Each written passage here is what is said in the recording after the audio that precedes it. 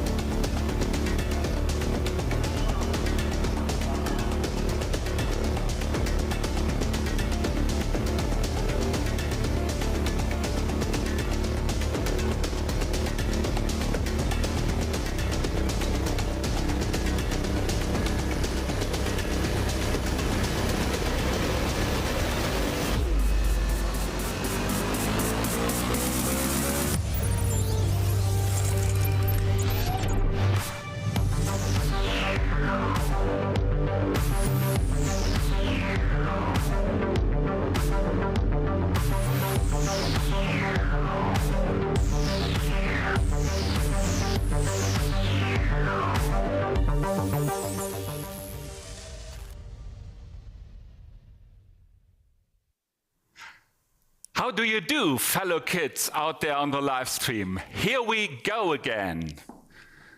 No, that greeting sounds too juvenile to be professional, and where I am, there's not much hipness. Maybe this would be a better way. I would like to wish you all a very warm welcome to the grand final of the Digital Campus Challenge 2022, broadcast today from our virtual studio in Leverkusen. My name is Heiko, I'm your host, and I will guide you through the next 3 hours. Lovely Leverkusen is not the only great place where all of Bayer's digital magic happens. There are live hubs all over the world. There's also the cybersecurity hub near Tel Aviv and the big digital hub in Warsaw. This hub has 2 mottos: accelerate digital and work from anywhere. So we have adapted and adopted this for our own motto, stream from anywhere. This time, we are not streaming from a room with a ball pit, as we did in the last 2 years, but the Green Room studio at Bayer's headquarters in Leverkusen. It's been a long journey. Over 9 months, a lot has happened in that time, and I don't just mean that in terms of world history. 13 days ago, we celebrated the opening of 42 Berlin. Bayer is a proud partner of this programming academy. It's a very special place, open to all people willing to learn in a different way. This peer learning school fosters diversity, and beyond the coding skills, it helps students learn to work beyond silos and in a truly collaborative way.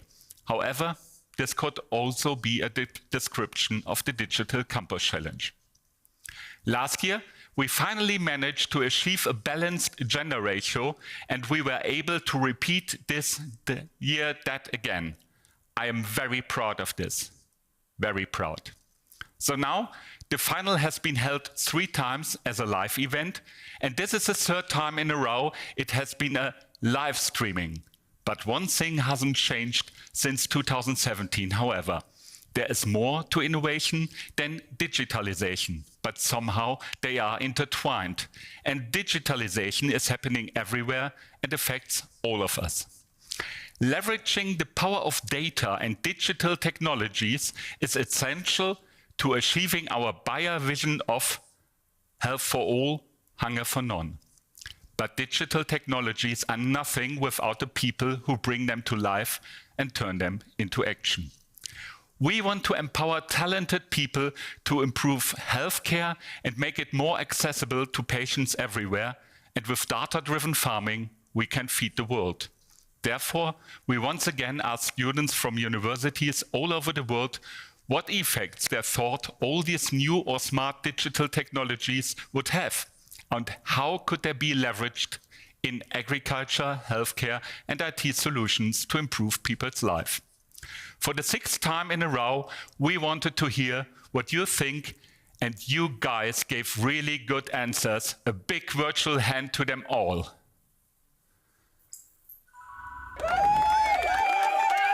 We can't wait.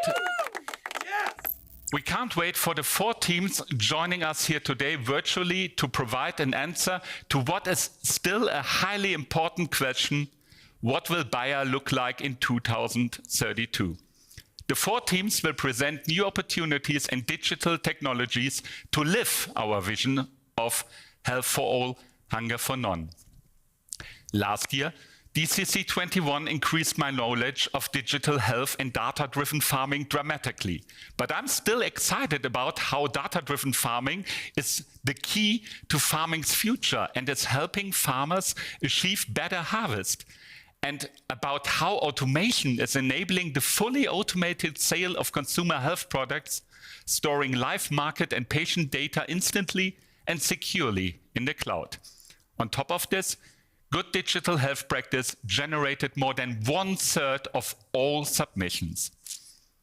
Together with our partner Agorize from France, we attracted IT and digital talents from all over the world to take a look at 4 exciting categories on the subject of digital health and information technology. This year's topics were good digital health practice, data science, an evergreen, automation and process mining, and data-driven farming. The response was really amazing, absolutely incredible. And another surprise, for the very first time since 2017, we don't have a team from Europe in the final, but we do have two teams from the same university. Here are just a few figures from the end of the participation deadline. Let's talk numbers.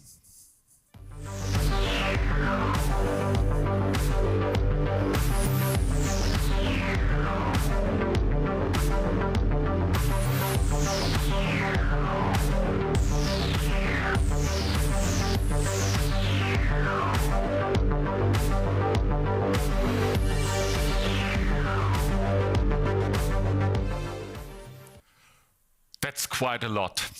After the voting stage, we invited Violets from the US for data science, Lost and Found from Hong Kong for data-driven farming, Team Aspirin from the US as well for good digital health practice, and Vplus from Jordan for automation and process mining.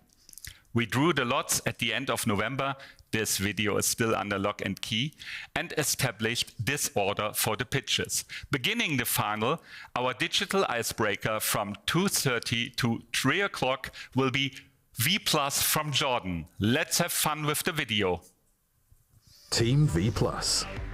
Our first finalist, Team Vplus, come from Jordan. And they are going to tell us about the first AI-powered pharmacy for pharmaceutical companies. A fully automated process of selling medicine and saving market and patients' data on the cloud at the same time. Welcome. Welcome. This duo won the automation and process mining category, and they will present a smart pharmacy concept that facilitates the fully automated process of selling medicines. After that, from 3 o'clock to 3:30, we will have the Violets. Let's see the video. Team Violets. Team Violets is from India, and like Team Aspirin, they all study in New York. A leading cause of death in the US is kidney disease. So Team Violet have made it their mission to use data to manage chronic kidney disease, and thereby ensure that Bayer can service medication to people in need at the right time. Welcome to DCC 2022. Welcome from the Big Apple. They won the data science category and provided a holistic contribution that will present an AI-based technology for managing chronic kidney disease. Okay, and then from 3:30 to 4 o'clock, we will have Team Aspirin. Check out the video. Team Aspirin.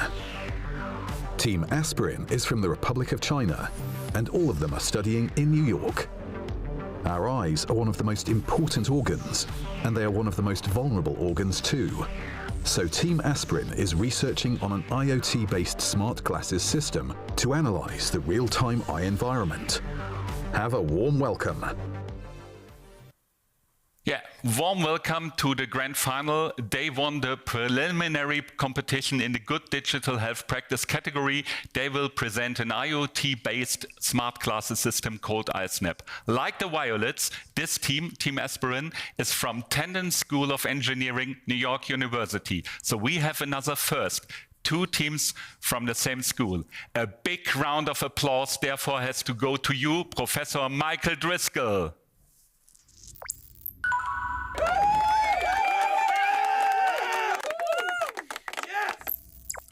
And finally, from 4 o'clock to 4:30, we will hear from Lost and Found. Be ready for their video. Team Lost and Found. Our next team is joining us from South Korea. They study in Hong Kong. Did you know that 30% of all bananas are lost after harvest? Our finalist, Lost and Found, is researching about how to reduce post-harvest loss of bananas with data-driven farming. Let's welcome them to the final DCC Pitch 2022.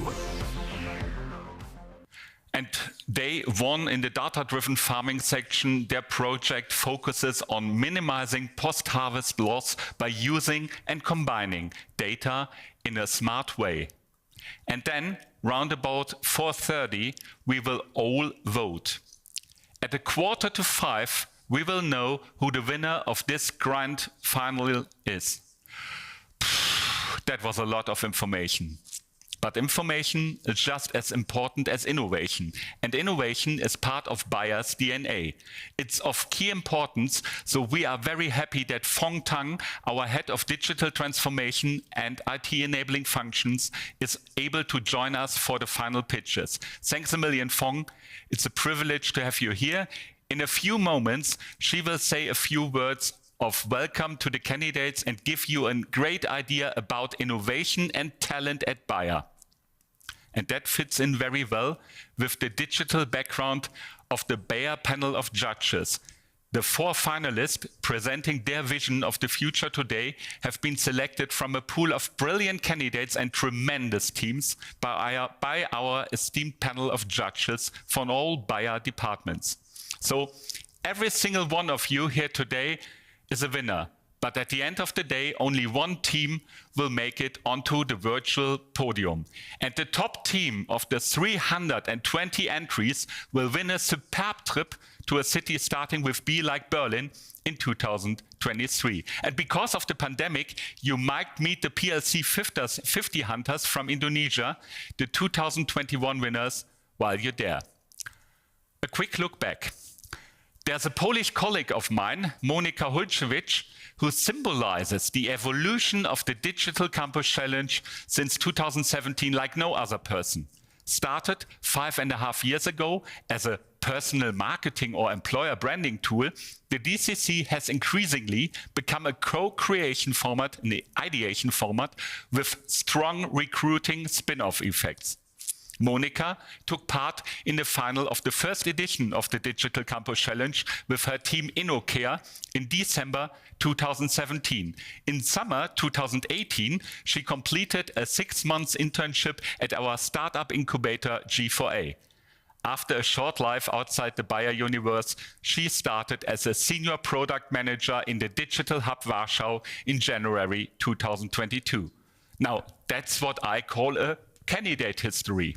And I'd like to say a big thank you to the more than 45 panel members and also to the 4 mentors, Katharin, Jan, Jens, who won the last 2 finals with his teams, maybe it will be a hat trick, and Christian, who have prepared these 4 teams for today's event broadcast from all over the world. I'm sure you weren't idle and had a lot of things on your desk.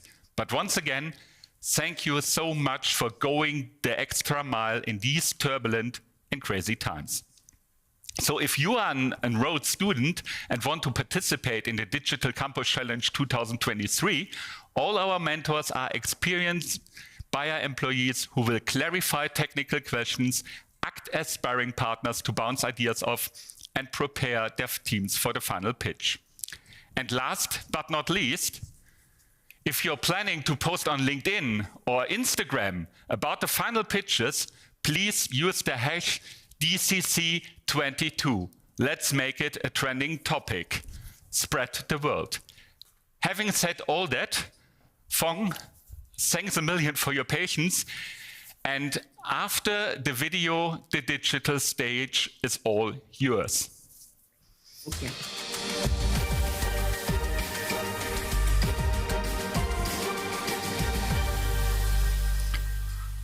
Hi, Phoong.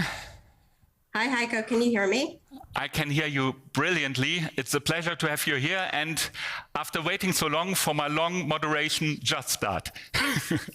Sure, great. Thanks, Heiko. Thanks for the organizers for the opportunity to address the group today. Good morning, good afternoon, good evening, everyone. What an exciting day. It's been a long time coming here. I know the teams have been working for months to get to this point, to showcase the brilliant work that they've done. It's amazing to see the enthusiasm and excitement from our next generation of talents across the globe in helping Bayer to not only address today's challenges, but turning them into the opportunities of tomorrow. So I congratulate the 4 finalists and the over 300 teams who submitted to this year's Digital Campus Challenge. As Heiko mentioned, I'll focus my keynote on 2 topics that are really near and dear to my heart. The first is innovation and technologies, and the second is the next generation of talent. So let's get started. I'm going to date myself a little bit here, but when I started my career about 2 decades ago, the world looked quite a bit different compared to today. So the population back then was about 6 billion people with life expectancy of 65 years old. And today it's almost 8 billion people with life expectancy of 73 years old. Arable land back then was 0.3 hectares per capita, and today it's 33% less. And computing power back then was 300,000 times slower. You heard me correctly, 300,000 times slower with the fastest supercomputer back then versus today, which is amazing, the progress that we've made. Cell phones back then were actually really only capable of making calls. But today we can almost do almost everything with our mobile phones. And back then when you said the cloud, people thought you meant the white fluffy thing in the sky, and we know what it is today. How times have changed since then. And over the last 2 decades, innovation and technology have enabled society to make significant progress, to treat and care for and feed a growing and aging population with less natural resources. But there's much more to be done and many more opportunities to make an impact. At Bayer, I feel very, very fortunate to be able to do that every day with over 100,000 colleagues across the globe to further Bayer's vision of health for all and hunger for none. We have a huge challenge ahead of us to meet this ambition: changing climate, scarce natural resources, a growing and aging population with another 2 billion people on this earth by 2050. And it's only possible to solve these challenges through innovation and advancement of digital technologies. In my career, I've had the opportunity to see step-changing innovation that has transformed an industry. Ag biotechnology did this for the ag industry in the 90s. Today, digitalization and digital tools have the opportunity to revolutionize the healthcare and the ag industry like we've never seen it before. Digital has made it possible to scale, bringing together the intersection of biology, chemistry, and data science. It's enabling us not only to be able to deliver new medicine to treat patients, but also look for new cures with cell and gene therapies, making once what we thought was impossible, possible. And in agriculture, digital technologies have allowed us to deliver high-yielding, more drought-tolerant seed products to our farmers in a very, very sustainable way. It's enabling us to introduce new farming systems like our smart corn system, where we're combining our understanding of plant biology, chemistry, environment, and data science to optimize inputs and outputs to feed a growing population with limited resources. Digital innovation is fueling our ability to meet our ambition of health for all and hunger for none at Bayer. But the heartbeat of innovation is the talent. I'm so delighted to have our next generation of leaders, our participants in the Digital Campus Challenge here, helping us to meet our ambition. The big problems haven't changed. We need to continue to find better ways to cure and prevent diseases and to find sustainable ways to feed a growing population.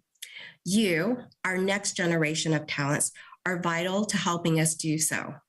Digital talents in areas such as data science, software, and data engineers are in huge demand today, so your future is extremely bright. But as you start your career journey, I wanted to share maybe 5 tips that I've learned along my career that might be helpful for you. Number 1, be open and get out of your comfort zone. You will learn a lot more. You can accelerate your own development, and amazing things can happen. Number 2, know your strengths and build upon them. We waste way too much time focusing on what we lack, and we get more return building off of our strengths. Number 3, choose a positive lens to look through. Life is actually more fun and opportunities open up when you choose to look at the glass half full versus half empty. Number 4, be you. Let your authentic self show up and show through. We spend way too much time at work to not bring our complete self to work. And last but not least, be bold and dream big. Think about the impact you want to make and go after it. With that, I want to congratulate our finalists for being bold and dreaming big and helping Bayer get one step closer to our ambition of health for all and hunger for none. I want to end with a quote by a computer scientist, Alan Kay. He says, "The best way to predict the future is to create it." Thank you for our finalists for helping to create the future for all of us. I'll hand it back over to you, Heiko. So thanks a million, Phoong. That was really great. That was fantastic. And I write down something. The next generation of talent will be the heartbeat of innovation. And yeah, that's really great. Thanks a million for being here. And before we hear the first team, I will just clarify how we proceed. Each team will have 20 minutes. Each team will have 20 minutes for the pitch, followed by 10 minutes of Q&A. You can also ask questions here in the live LinkedIn chat or on YouTube. And we collect them. There are a few colleagues here in the studio. They collect your question to the finalist and forward them to the mentors. And the 4 mentors will ask them 20 minutes of pitch, 20 minutes of presentation of their groundbreaking ideas. And after that, we have 10 minutes of Q&A. Be sure that you make use of it. Now I will take my card. 1 second. So we are a little bit earlier. I have no idea if Vplus from Jordan is ready. We have to prepare something so that they have the chance to present their groundbreaking idea. So after the pitches, after the 4th pitch, it will be by Lost and Found. You will receive the link to the public voting after the 4th pitch, as I said, and then you have 15 minutes to vote for your favorite and best team of 320. With a little side view, I saw that everything is well prepared. That's great. So, Yauman Said, now it's the first team of this year's Digital Campus Challenge from Jordan. Vplus, the stage is yours.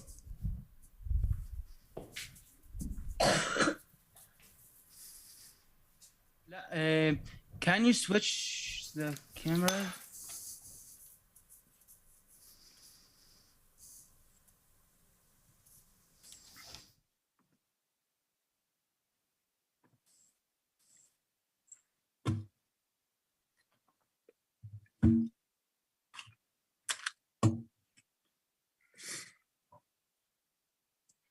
Okay. Are we live now? Can you hear me, guys? So I'd like to share with you a quote by Theodore Adorno. The task of art today is to bring chaos into order. Although we're not great artists like Jackson Pollock, but we are bringing order back to the chaos in pharmaceutical data management. But before I explain how, I'd like to share with you a very quick story of how the idea was born. A friend of mine got diagnosed with a rare condition. Unfortunately, we couldn't find a medication for her. That's when I started looking for an explanation and found out the hard part about drug development. And since I'm an engineer, I thought, why don't we use AI to help with that problem? So I made it my mission to solve it with Vplus. I am Khalid Bosta, founder and CEO of Vplus.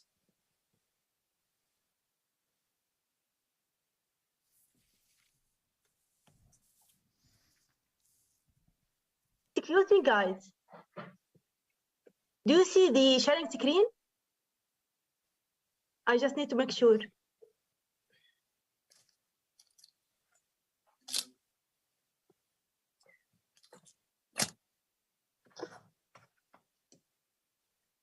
I am Khalid Bosta, founder and CEO of Vplus. And I am Fatima Bosta, medical birth scientist and co-founder of Vplus. With Vplus, we didn't just make a smart pharmacy, but we made the first one that fully automated the processing products and collecting data. Along the way, with helping organizing this data to use it in the future. This machine won't be just an improvement on our existing machines. Instead, it would be a gold mine for data, which is the fuel of the future. Well, the pharmaceutical industry has been rising tremendously in the last decades, and this is expected to continue in the years to come, which increases the need to make it faster and cheaper. In fact, the research and development for a new drug may take 12 to 18 years with an average cost of $1 to $3 billion. And here is where artificial intelligence will play a crucial role. Artificial intelligence can improve the drug discovery process. AI solutions can successfully identify disease patterns in large data sets and help understand which drug compositions would be best suited for drug development. Therefore, giant pharmaceutical companies such as Bayer use machine learning solutions to improve the drug discovery process, which can help efficiently access and analyze vast amounts of chemical data to improve business outcomes, and help efficiently access and analyze vast. On top of that, it provides critical insights into how to improve the designing, optimizing, and synthesizing of drugs. By embracing AI solutions, pharma companies are actively working on lowering research and development costs, preventing human errors, and accelerating the research timeline, leading to affordable yet profitable drug synthesis. By embracing AI solutions, pharma companies are actively working on lowering research and development costs, preventing human errors, and accelerating research timeline, leading to affordable yet profitable drugs. Artificial intelligence can help in the process of drug development and production by making it more effective. Did you know that only 14% of all drugs in clinical trials win approval from the FDA? That's a poor outcome for clinical trials that can cost around $1 to $3 billion for each newly approved drug. This is where AI can play an instrumental role in improving and optimizing the drug development process. Eventually, AI can provide diagnostic assistance and empower physicians to deliver personalized treatment. Recently, we came across an economic analysis of why the pharma industry in a state of crisis, and even more than that, in the brink of a terminal decline. Omitting the mathematics behind the scene, it boils down to quite a natural effect. The more industry improves the standards of care, the more difficult and costly it becomes to improve any further. In addition, the largest 15 pharmaceutical companies invested more than $133 billion on research and development in 2021 alone. And R&D budgets are usually proportional to revenue. So when revenue are less money will become available to invest back into R&D, leading to an even small chance of improving any further. Well, sorry to tell you that despite the hard successes, there are unique challenges that need to be overcome for pharmaceutical companies to reap the benefits of AI. The lack of accurate human-based data is one of the major challenges. Well, at the end of the day, what we are trying to do is to develop medicine for human patients, not for rats, not for animal models. I mean, yes, we can build machine learning models on mouse data, but we are literally building models of humans. And what we really need to do in terms of data quality is develop more human relevant systems. So, and what makes it especially that the novel technologies that we have are moving forward to the point that we have no excuse not to use more human relevant system. Well, I know that it is the cheaper and the easiest choice to do, but is it the right thing to do? Is it the right data to build your models on? In fact, it is now the data that plays a major role in coming up with reliable models. What we need to take care of is to make sure we have high quality organized data, and preferably in high quantity. And keep in mind that the processing of data is a major player in coming up with high quality machine learning models. So I think we need to think about not only where does the data come from, but how it's collected, for what purpose, and how we plan to use it. And when it comes to lack of diversity and data biases, if the data that we train our models on is misrepresentative of the entire population, there can be misdiagnoses and fatal outcomes. And keep in mind, we are in an industry where death is by 1,000 cuts. And these challenges are exactly why we are developing Vplus. That's why we decided to close the gap between pharmaceutical companies and the data they need to keep the cycle going. Vplus will provide high-quality, standardized, and managed data that can be used to support all 4 steps of drug development process. We will also provide improved personalized medicine for our customers. They will use machine learning to make the experience unique for each individual.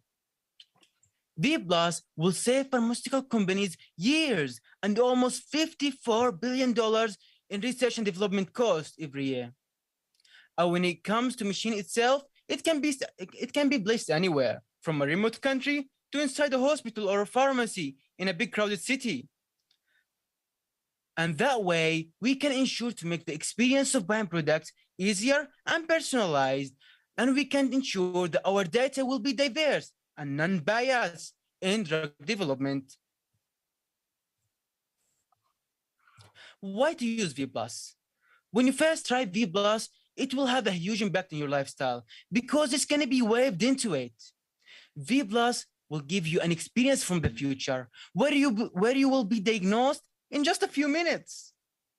And you will have a regular check on your health, and even if anything comes up, it will be detected early on, which will make treating it much easier.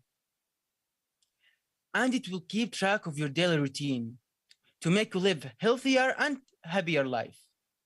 And when you sign up to our loyalty program, you will get discounted item and gift from our sponsors. And who doesn't love those?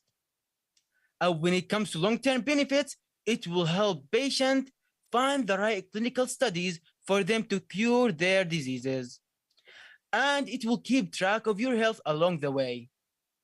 And if you have a rare condition, it's your last chance of giving researchers the data and information they need to understand your case more. So it's going to be your last chance of finding a therapy for you. Now, let me tell you how it works. Different types of sensors will collect different types of data needed for certain therapy research.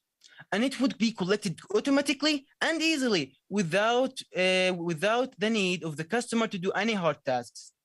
The data will go through our AI algorithms and machine learning, and it would be stored and analyzed in categories. That way, we'll have high quality data. And there's 3 types of sensing that we can collect data from.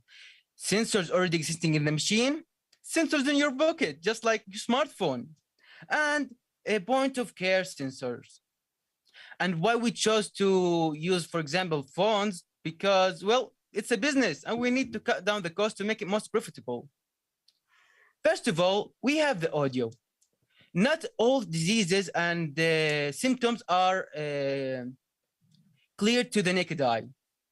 So research found that when heart disease and brain injuries will make a subtle change in the person's vocal patterns. And the research found that artificial intelligence can detect 15 different vocal patterns, and the accuracy is very high. And we have facial recognition, and with that we can know many information about you, just as your colors, your ethnicity, your skin type. And with that, they managed to have already established diagnosis with AI to diagnose some diseases in the eye, and the accuracy of that could reach 94%. Isn't that crazy? And we will have multiple sensors like infrared for temperature. Your smartphone, you could like connect your smartphone with the app, and all the machines will be connected together. And for example, if you have your heartbeat on your phone, because it's going to be collected automatically on the phone, you can connect it with the app. All those data will be through the app, and we will have AI vision, and we'll have blood test.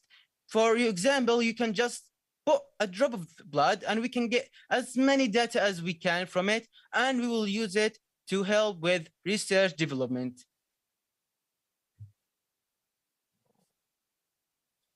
Now, when it comes to security, of course, security is very important in our field. That's why the data will be stored using blockchain technology to make it consensuous, encrypted, and decentralized. This will make the data structurally inherently secure. Now, when it comes to payment, in the last decade, technology changed the way we bank. And by 2030, every payment will be entirely virtual. By then, most people will have digital bank accounts on digital platforms. And just 20% of so-called financial services will have survived. Payment will be completely virtual in our machine, facilitated by open banking, fueled by data stored and shared on the cloud, and made faster and safer by blockchain technology. And when it comes to help, we have a virtual assistant. It's going to have a speech recognition and natural language processing to provide assistance to patients. It will help with self-care, such as providing clients advices to which product and which medicine they should take, and whether or they should take this one or not. And it will help them knowing which food and which type of diet they should do based on their condition. And since it can access their information, it can give them a lot of clinical information, such as which specialist doctor they should visit for their condition. So why Vplus? Vplus unlock the potentials of healthcare to make it more patient-centric. At the end of the day, what we are trying to do is to develop and deliver medicine to patients, whether they have rare diseases, special conditions, or even complain about drug side effects. Vplus connects intelligence. As Khaled just mentioned, all the data will be automatically stored on the cloud to access, integrate, enrich, and transform data at scale for advanced analytics and machine learning and artificial intelligence applications. Vplus is embedding diversity in clinical trials by closing the gap between clinical studies and the patients who need it, and making it easier for pharmaceutical research and development to reach their target group from anywhere and anytime. Vplus expand market access. In today's complex healthcare environment, it's critical that you increase your understanding of the continuously evolving influences of payer, provider, patient choices to be empowered to make more informed business decisions that drive results from beginning to end of your product life cycle. Now let's talk money. The everyday customer will know us as a smart pharmacy company. That's why they're going to come to us to buy products and our services, and we will get data and money from them. And when it comes to pharmaceutical, cosmetics, and food supplement company, we will get our products from them, and for the research and the research and development departments of those companies, they will get data from us. So we're going to sell them their data to help them with development and research. And also the marketing department will be eager to buy our data, because our product will know which products are heavily consumed in which certain areas and what type of people are buying in these places. So that way we can make extra source of money from marketing department. And of course we have competition, but what makes us on top of it is that we're more convenient and affordable to use. And we are using artificial intelligence algorithms to gather and secure the data and to be analyzed and stored. And we're the only machine out there that uses personalized care in this sense to make it easy and unique for each of the individual. And when it comes to our growth strategy, Vplus will unlock the potentials of healthcare. At the start, we are concentrating on fundraising, developing Vplus, and looking for possible investors. Then, we will be establishing Vplus inside pharmacies and hospitals to get people first try it and improve it according to their needs. This way, Vplus will have flexible supply chain with regular maintenance and quality control.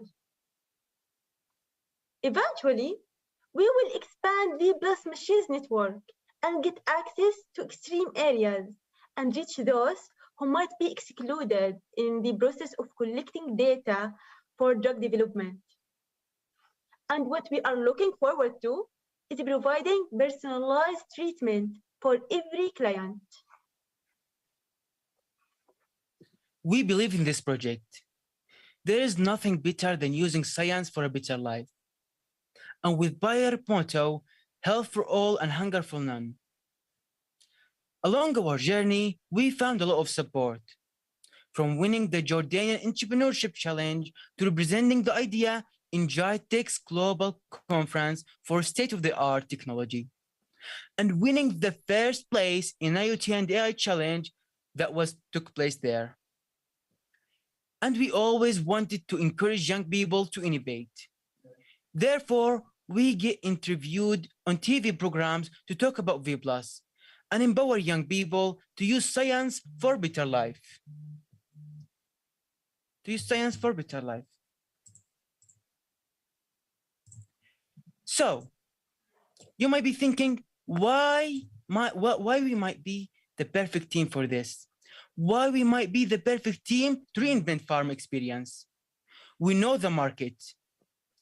We know the market landscape. We've seen every single solution out there. Nothing works. We know how to build a scalable business. And it doesn't hurt that the first two co-founders were siblings. We are going to change how people think of buying products and collecting data. I promise you, Vplus will become the norm. There is a need. We have the team. There is a pain. We have the solution. And if you want to take part of this revolution, and if you want to help us, bringing order back into chaos, vote for Vplus. Thank you all. Thanks a million. That was really, really good. A brilliant start. So now I understood what Phoong Tang meant by next generation talent is the heartbeat of innovation. I didn't understand everything, but in 2018 we had a pitch about precision medicine, and now I have something like intellectual flashbacks. Thank you for that. But it's not all about me, but about the viewers in the live stream. They have the chance to ask some questions. So I hand over to your great mentor, Jan. Jan will be the moderator for the next 10 minutes, and go ahead. Thanks a million, guys. Hi, Co, and a big thank you for Fatima and Khaled for pitching their idea today. Much appreciated. Also, thank you for working with us over the past weeks. So while we are waiting for the first questions from the audience, maybe let's start with an easy warm up. So Khaled, Fatima, from your point of view, what would be the first things that you need to start realizing your idea?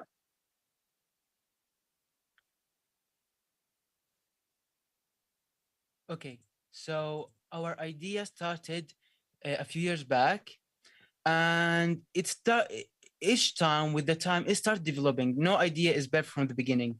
So there's changes happening to idea because we saw that there's a big problem with developing medicine, and it doesn't make sense that medicine could like cost $1 billion and still fail. Like that's just a big waste of money. And it could take like 10 to 13 years, which is like people already died. So we thought like AI would be the solution for this. But as we said, there's a big problem with AI, which is data.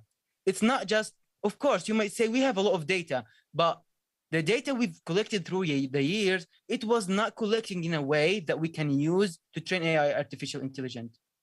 So it like basically nothing. We can't use it at all. That's why researchers started using animal data, but we are building models of humans, which we don't need. Since we're using AI, just let's use it on humans. So we thought if we can collect the right data and store it right with the right AI algorithms, we can give it to the researcher teams to give us the medication with a low cost and faster. Perfect. Thank you, Khaled. And talking about your MVP, right? What would you need to put it together from a more technical point of view, maybe from a support point of view?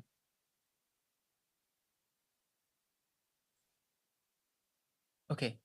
It will have multiple sensors, first of all, because basically that's the idea of the project. It will have multiple sensors to sense the data needed for the clinical researches.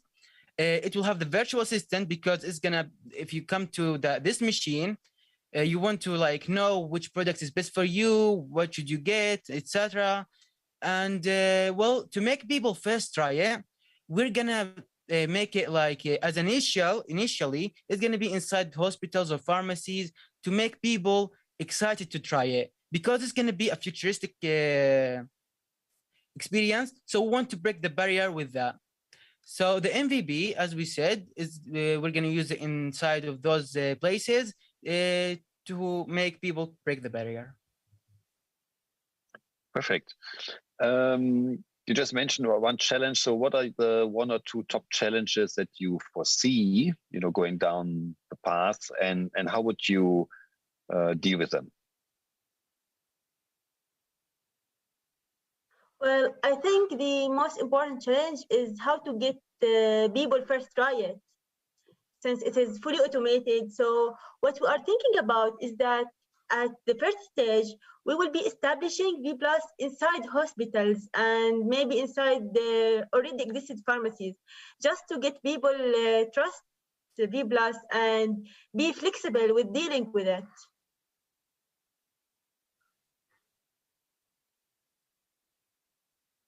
Khaled, I think you're on mute. Okay. Another one would be security of data, which is pretty important because why someone would give you their data and if they don't trust you.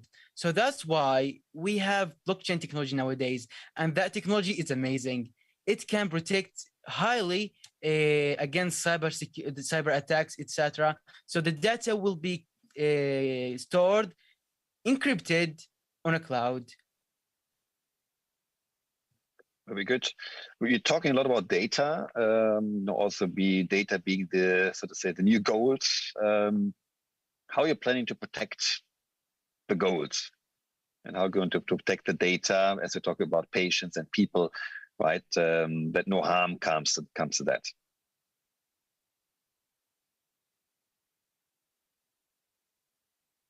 Yeah, as everyone wants to protect their gold, and this is our goal.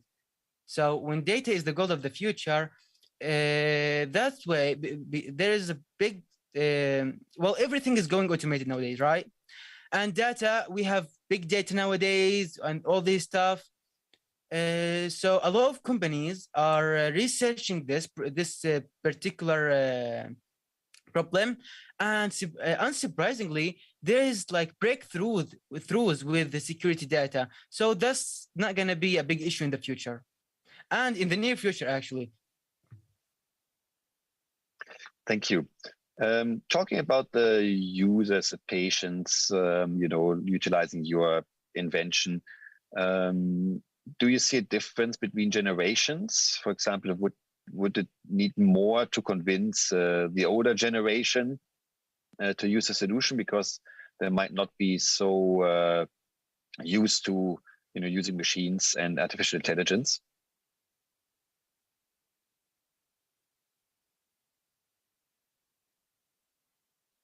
Well, as we are moving forward in this technology development, everything is going to be automated. Well, theoretically, this machine could be easier and flexible to use for elders, not only for youth. Since it is just the user experience is just very flexible and easy to interact with, maybe some elders will prefer to just interact with a machine, not with a person. Mm-hmm. Thank you, Fatima.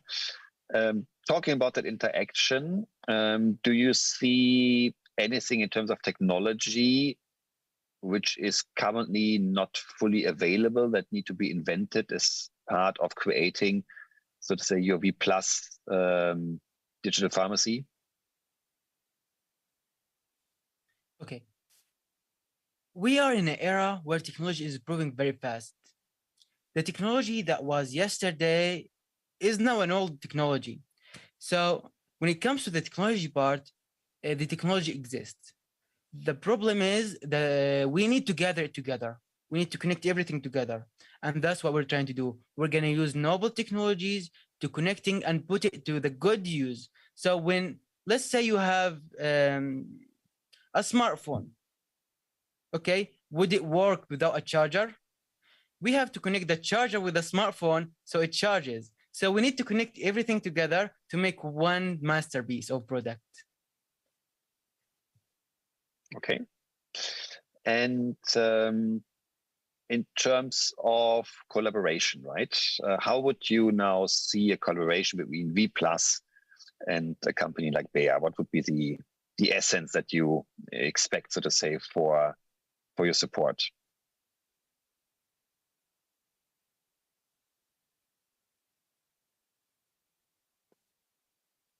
Well, Bayer were the main thing that we were thinking about while developing Vplus. Since what we were thinking about how Bayer will be in 10 years. So and Bayer already uses artificial intelligence to try to improve their products. Therefore,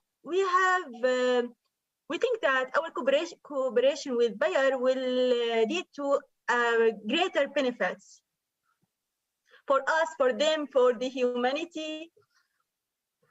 Okay, maybe to double down on this one, because I also got a question here from LinkedIn. So what kind of resources do you need, right, in terms of money, knowledge, tools, maybe expertise?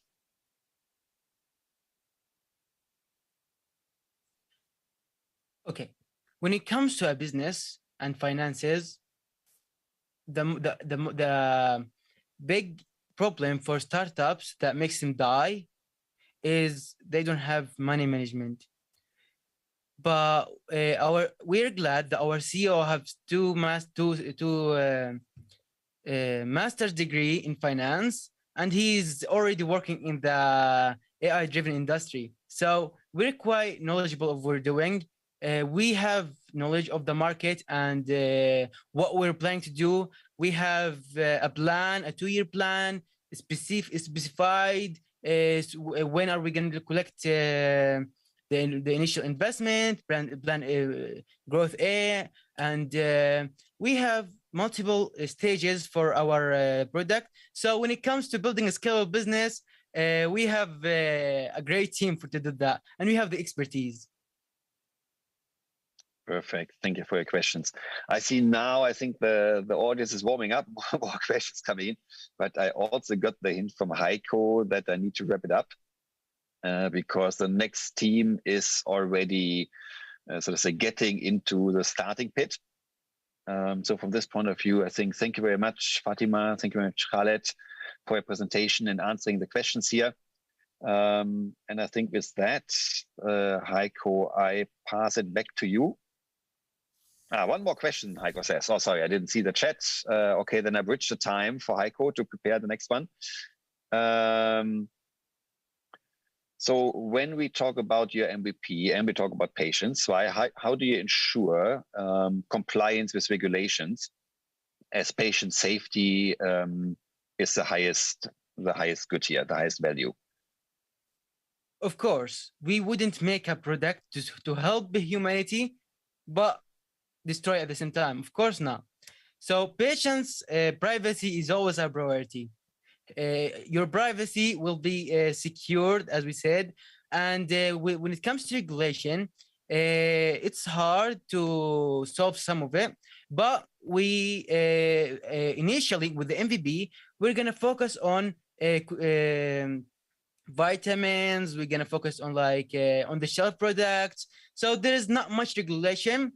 And when we start getting the people's trust and the government's trust, I'm sure regulation is not going to be a big deal for us. Sounds good. Thank you, Khaled. Thank you, Fatima, again. And then I hand it over to Heiko. I can only echo what Jan said. That was really, really great. Thanks a million for that. Fatima, Khaled, before I say, I learned a lot in the last 30 minutes. I have to say, Fat Cats, congrats, Jan, to your bow tie. I really like that. Thanks a million. Now we have something what we will call a small changeover break, yeah, because we have to prepare the next presentation. And the Violets will have 20 minutes for the pitch, as well as the Vplus, and then we have 10 minutes of Q&A, as you learned, moderated by the mentor. After the last pitch will be made by Lost and Found. We will provide you with the code of the public voting via menti.com. And then you have the chance to vote who will make it onto the virtual podium. And therefore, please vote in the terms of innovation, potential, consumer focus, economic impact, and presentation quality. With that said, and Jordan was somehow in our time zone. Now I have to say not only namaste, but good morning to the Violets from India, because it's around about 9 o'clock in New York, isn't it? Yeah. It is. Yes, Heiko, it is. So the turn is yours and the stage. Go ahead, guys. Yeah. Hello, everyone. Thank you for joining us today. Today, through this presentation, we are going to present Diagnose. It's a data science capability for managing chronic kidney disease, also commonly known as CKD. We are the team Violets. A little about us, we are all first-year grad students from NYU, and we all came together due to our common goal, which was basically to use emerging technologies to solve the pressing issues. We have all shifted to New York recently from India, and we are very confident that we have got the executional capabilities as well as the business acumen to make Diagnose a reality. We want to introduce our mission through a story about a couple, Emma and Stuart. Emma and Stuart got married, became a couple in 1995, and eventually in 2005, the couple got married. Now, the couple already knew about Stuart's underlying diabetic condition. However, they weren't aware of all the complications that this could lead to. In the year 2013, Stuart started showing symptoms such as vomiting, nausea, and even loss of appetite. When he consulted a doctor, he found out that he was diagnosed with chronic kidney disease, and his kidney function had dropped to about 35%. Now, the couple knew that Stuart would eventually have to undergo a kidney transplant. So in the year 2017, Stuart underwent a kidney transplant where Emma donated her kidney. Stuart was diagnosed with chronic kidney disease at a very late stage and at a very critical stage. So how did the couple go through this process? How was the whole process for them? As human beings, something all of us hate is not knowing what's coming. We all hate uncertainty. This becomes even more sensitive when it comes to health, from not knowing what's going to come from diabetes to the whole process itself. You can only imagine how it must have felt like. Imagine letting your medical condition worsen before knowing if your loved ones can even help you. This was the case here. Stuart's kidney function needed to drop to 15% for Emma to even get tested. I personally get anxious for exams and maybe a little for the presentation too. But I can only imagine how these two would have felt during this journey. The whole process was extremely painful. Going through a transplant operation itself is so hard, but the recovery can be painful too. While Stuart made a recovery fairly quickly, it took Emma a lot of time to get back on her feet. But thankfully, the good news is that despite all these challenges, both of them made a full recovery and everything was good.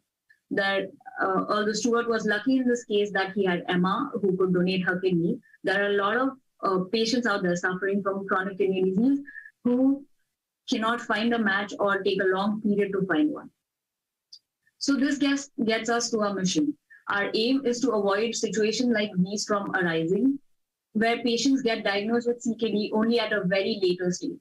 So our mission is to help chronic kidney disease patients, is to help people identify if they are at a risk of suffering from chronic kidney disease, and if so, what is driving that risk, so that they can manage their health and well-being. CKD is a huge problem due to the shifting consensus. It is estimated that around 1.4 billion people will be over the age of 60 by the year 2030. Now, 60 plus is the age where people tend to suffer from CKD. By the year 2050, it is estimated that around 2.1 billion people will be over the age of 60. In US, according to the current estimations, 1 out of every 7 US adults is currently suffering from CKD. And out of this, 40% aren't even aware that they are suffering from CKD. Now, that's a huge number.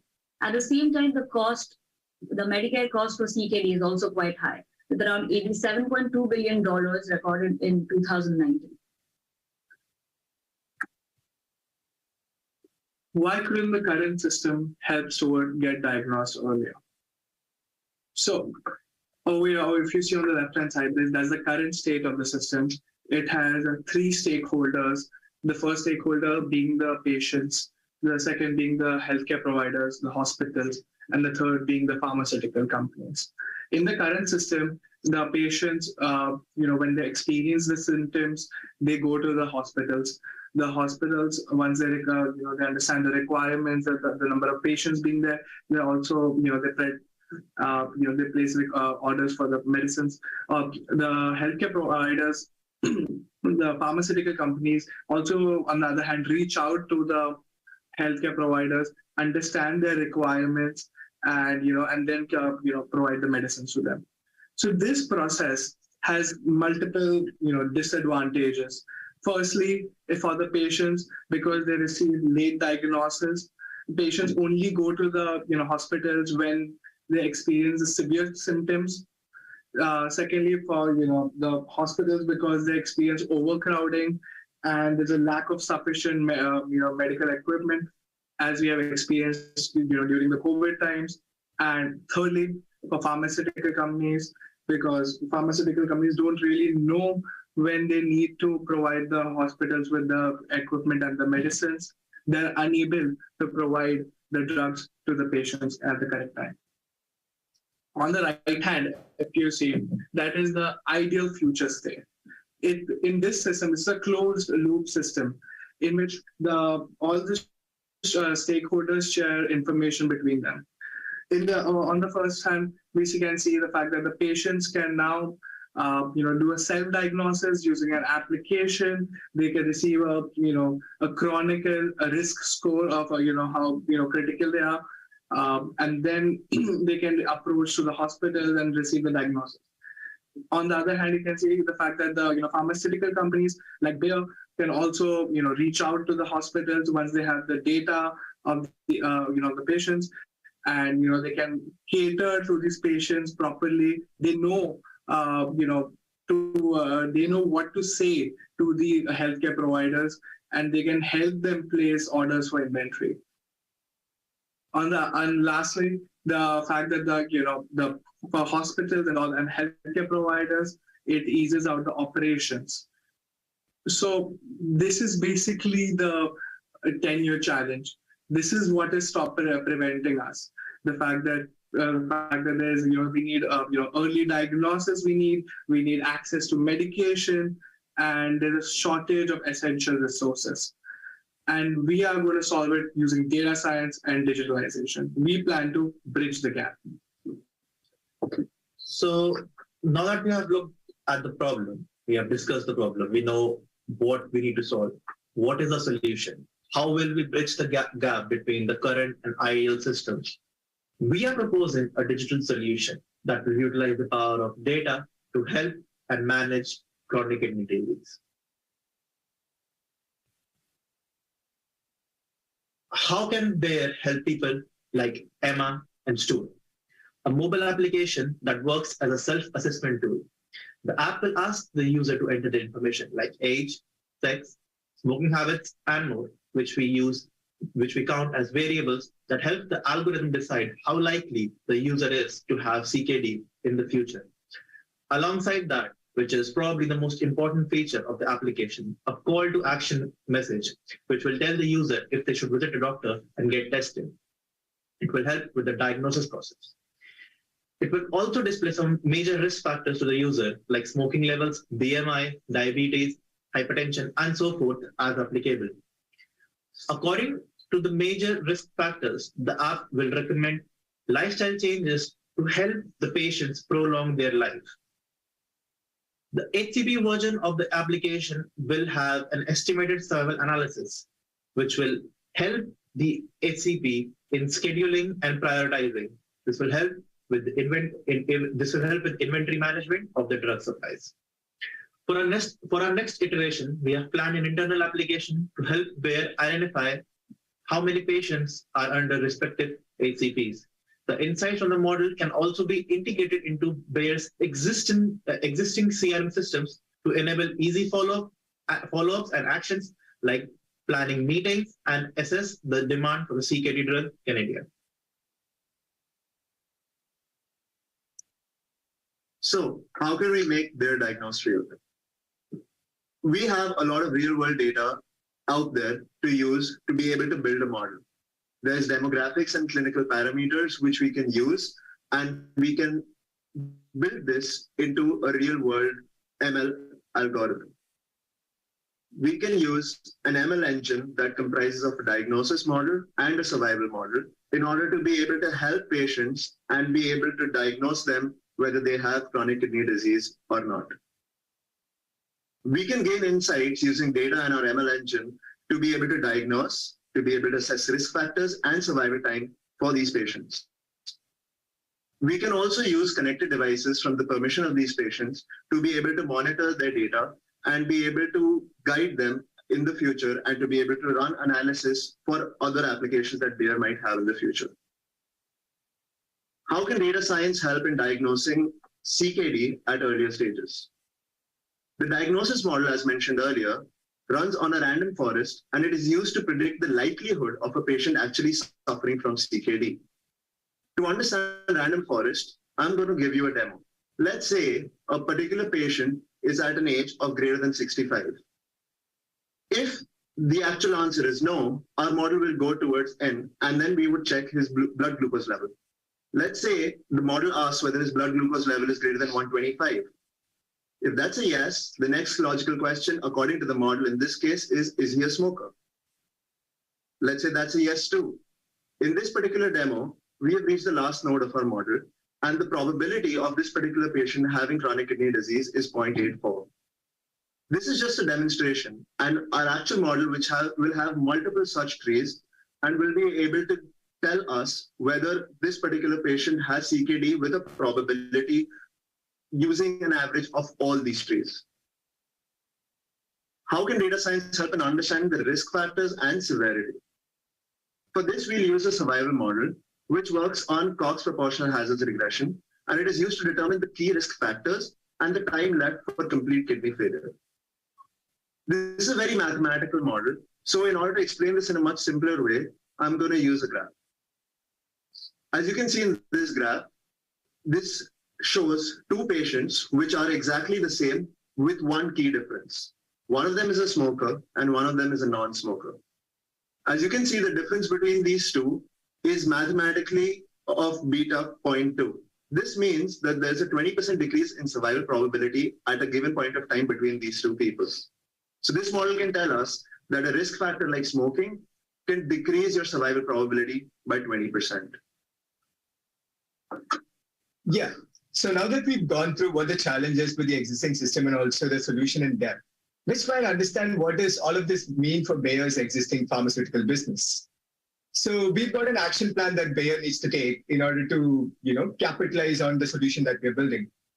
So the first step is to purchase or use anonymized patient data from the healthcare providers. The second step is to run the models that we just saw on the data that we are obtaining. And finally, we will provide a report to the healthcare provider. And the report might look something like this, where we have all the patient attributes and then a prediction that says positive. The reason why we have all the attributes of the patient is so that the healthcare provider can again go back and re-identify patient information so that they're able to talk to the patient and ask them to come back for a conclusive diagnosis and a treatment plan. So what are some of the synergies and opportunities outside of, the plan we just saw? First one, expand Kerendia's market. So Kerendia is Bayer's drug for chronic kidney disease. It was recently approved by FDA. So when you have more people coming into the system, more people get diagnosed, that also gives an opportunity for Bayer to sell their chronic kidney disease drug. Next, it's leveraging real-world data to further Bayer's real-world evidence initiative. So real-world evidence, in a way, is using data to identify certain patterns in how the drug interacts with the patients. There are multiple use cases to it, but Bayer can really understand the efficacy of the drug in real time and also understand what are the side effects of Kerendia. Now, building better relationships with existing HCPs and partnering with new HCPs. So this is another advantage because Bayer is helping out the healthcare provider in many ways, and that's going to just improve the relationship between Bayer and the healthcare providers. Use the mobile app and partnerships to drive supplemental consumer products. Now, Bayer also has a consumer product division, and most of it is catering to some of the risk factors that are predominantly looked at in chronic kidney disease. So Bayer can essentially integrate an e-commerce sales channel within the app we are just showing so that patients can go and buy relevant products to reduce their risk factors. Finally, it enhances the existing suite of apps that Bayer already has in the market and becomes more consumer focused. So what are the next steps for this initiative? So how do we make this even better in a way? So first, we use machine learning and CRM data to enable precise HCP engagement. Now that the HCP really understands how many of their patients actually have chronic kidney disease or at a high likelihood of chronic kidney disease, Bayer can essentially use machine learning and CRM data that it already has to engage with the HCPs in the right way so that they're able to prescribe Kerendia. Again, like I already mentioned, the second step should ideally be around leveraging the data and performing additional studies and publishing weekly health trends to HCPs from connected devices, essentially monitoring the patient throughout the life cycle of the disease and not just during visits. Finally, reusing capabilities to expand Bayer's digital products. So for example, let's say we're building a tool for precise HCP engagement that can be used for all the products in Bayer's portfolio, and it can be almost completely reused without any work. And finally, like I mentioned, Bayer could integrate consumer products within the app itself. Now, all good things come with challenges, don't they? And they're not really easy. So we've identified 3 key challenges here, and we also have ways to navigate them. One, Bayer also considers this a very important challenge, that is data privacy and security. So all the data provided by the consumer will belong to the consumer, and only within the consumer's consent, Bayer can use anonymized data and not precise data to do more real-world evidence studies and also report information to these healthcare providers. From a data availability standpoint, we might not sometimes have certain clinical measures like LDL, which is a measure of cholesterol that's taken out of a blood test, but still research has shown that the model still holds true with minimal impact to accuracy. And sometimes, since this is going to be a public-facing app on one end of the solution spectrum, there might be some issues with people entering the data. For example, they could put 1,250 as the glucose levels, right? So we can essentially have an anomaly detection framework that identifies this erroneous data and then warns the patient. So what's going to be the impact of diagnose on patients and HCPs? For the consumers and patients, like we earlier saw, in the system, it takes a lot of time for them to get diagnosed because the symptoms show up very late at a very severe stage for the patients. And we need a solution that is proactive and preemptive enough to avoid this. So that is exactly what our solution is catering to from an early diagnosis and a disease management standpoint. It also gives enhanced visibility and tracking functionality because not only do the patients know what is caused, know that what's the risk of the disease, but they also know what's causing the disease. And also they'll be able to identify, okay, if they do make a lifestyle change, they bring down the BMI, how is that impacting their risk score moving forward? From a healthcare provider standpoint, the main thing that we are proposing, the main thing that it's going to help them with is end-to-end patient tracking. Because patients usually miss their medication and miss their treatment plans, and it helps with that. And it also reduces the overall load on the healthcare systems, which is becoming an increasingly serious problem moving forward. So what's going to be the impact of diagnosis for Bayer? So financially, right now, if you look at it, in the US, 37 million people are suffering from CKD according to the CDC. So accounting for certain margins, we are considering $15 a day per drug, and it's 365 days. So that's $8 billion. And the existing market is roughly $4.8 billion. So that's 22 million people already know that they have CKD and they're within the healthcare system. But there are so many who are not. So let's assume Bayer is able to convert 40% of the people who are not within the healthcare system. That's $1 billion and 6 million patients. And even if Bayer is able to capture 5% of that market, and with diabetes being one of the more predominant causes for CKD, and diabetes being a predominant disease in the US, that's $50 million in top-line revenue for Bayer. And not only that, it also creates a massive boost to brand image and recognition for Bayer, because in a way, Bayer is putting healthcare in the hands of the consumer itself. Finally, Diagnose could have helped Emma and Stuart avoid a transplant. And it's just not too late. These kind of solutions can essentially help improve the health and well-being of millions of chronic kidney disease patients across the globe to understand what's driving the disease and also help manage them and lead a better life. It should not go to a point where someone needs to give a kidney to another person just to show that they love them. It should be much less than that. Thank you, and we are ready to take any questions that you may have. Thanks a million, guys. I think not only Emma and Stuart like your idea, but me as well. I'm wowed. A lot of food of thought you gave to me, to the audience, and at 9 o'clock in the morning, I'm thinking about grabbing the next cup of coffee, but not about chronic kidney disease. So I really like it. Now we have 10 minutes of Q&A, and I hand over to Jens Krapul, who will be the moderator, and I think there will be a trillion of questions in the LinkedIn comment section. Jens, it's your turn. Oh, thanks, Heiko. Nice summary. Thanks to the whole team of the Violets. Great presentation also from my perspective on a very relevant topic, as we could see. So while the audience in LinkedIn and YouTube is warming up, let me maybe kick it off with something that's interesting to me. I think on one of the first slides, you mentioned that you have the right skill set. Can you maybe elaborate a little bit on that? Do you have everything you need, or do you need additional help from Bayer to make this solution a reality? Sure. So some of us here are from a computer science background to help with the execution, and some of us have consulting experience who know what it takes to bring the solution to life, and from a business and commercial standpoint. We might need some help from there to understand the industry and business context to ensure we are on the right track. So a functional expert and someone with biostatistics background in an advisory role along with the infrastructure to execute, diagnose. Great. Thanks for shedding some more light on that. I see the first question here from LinkedIn, and this is about CKD itself, the disease. The question here is, are there any specific symptoms for chronic kidney disease? Thank you, Jens. That's a really good question. So the problem here is when the disease starts at an early stage, which is stage 1 and stage 2, the symptoms aren't prevalent, so to speak. So it was essentially like COVID in most cases where it is asymptomatic and it only rears its head when it becomes very serious, which is stage 3, 4, and 5.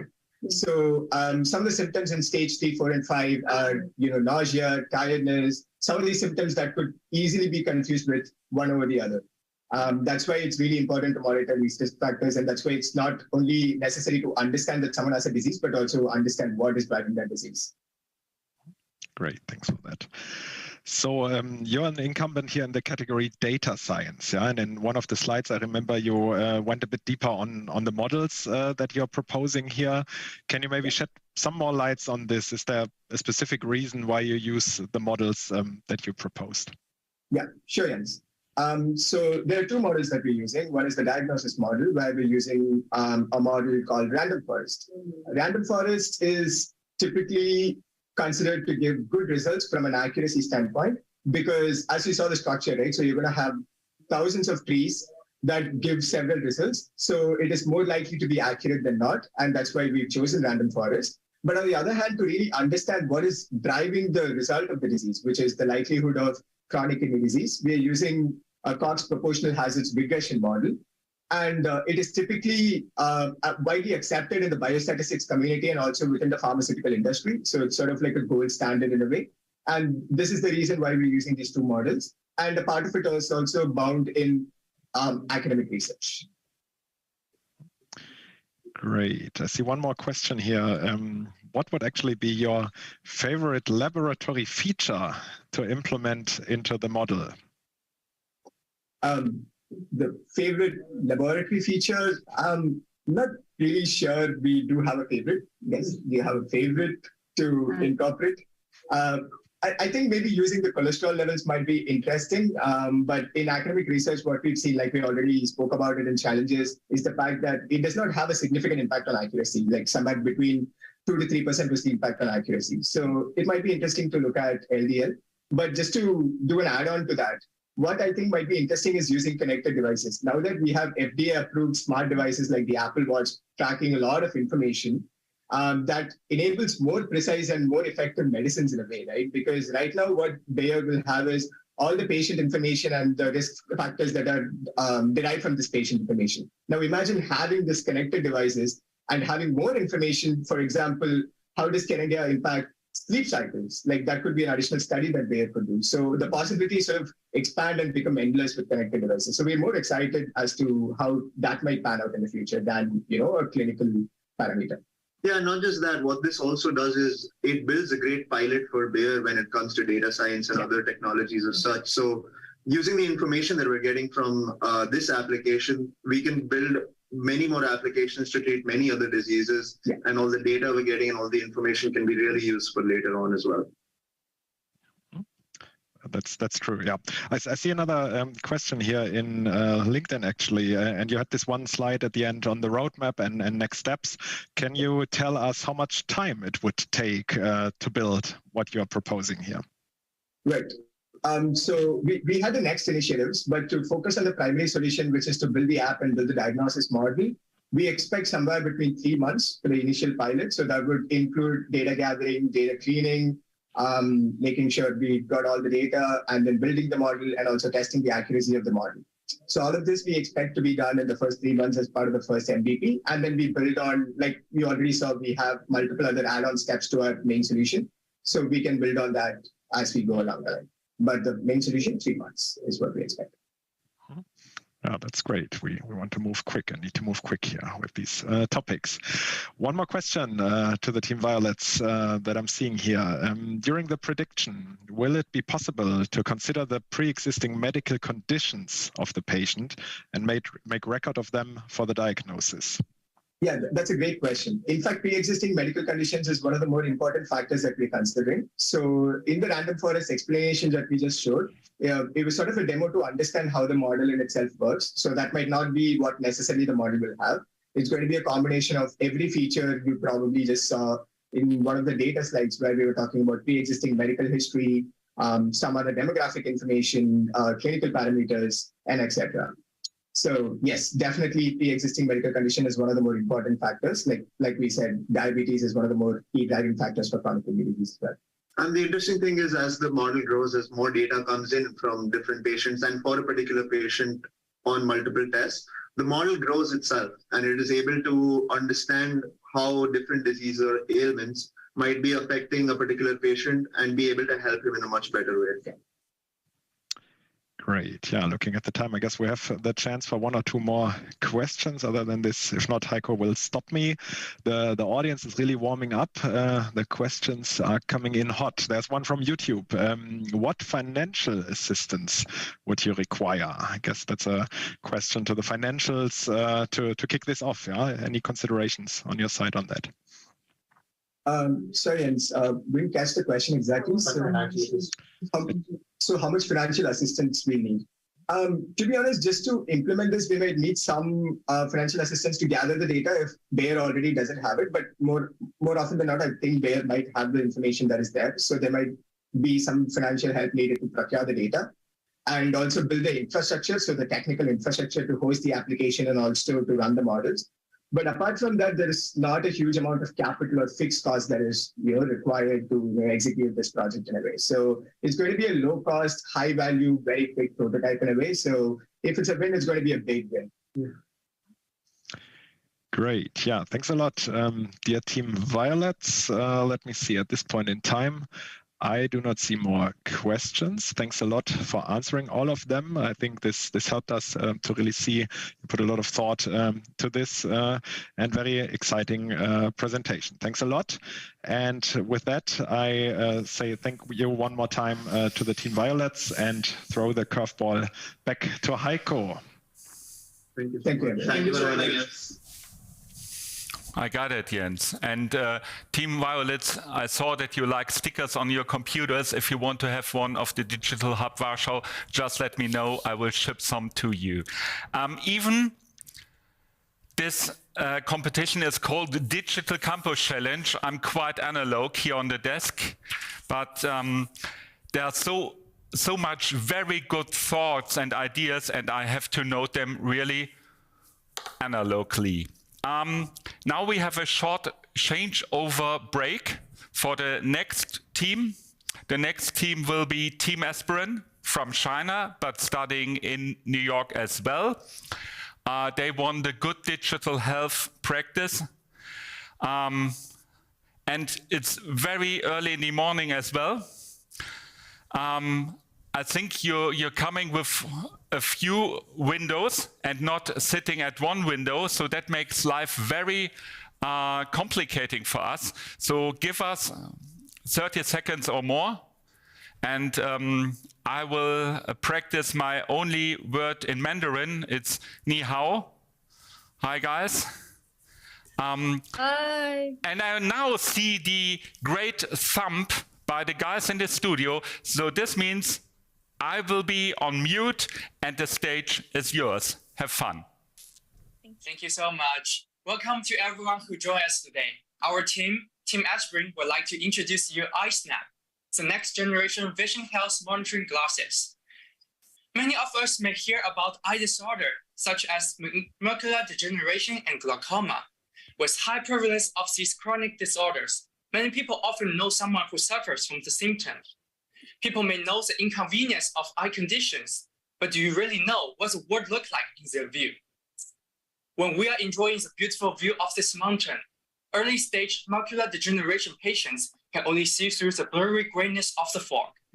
So end-stage macular degeneration patients could not even see the mountain we discussed about.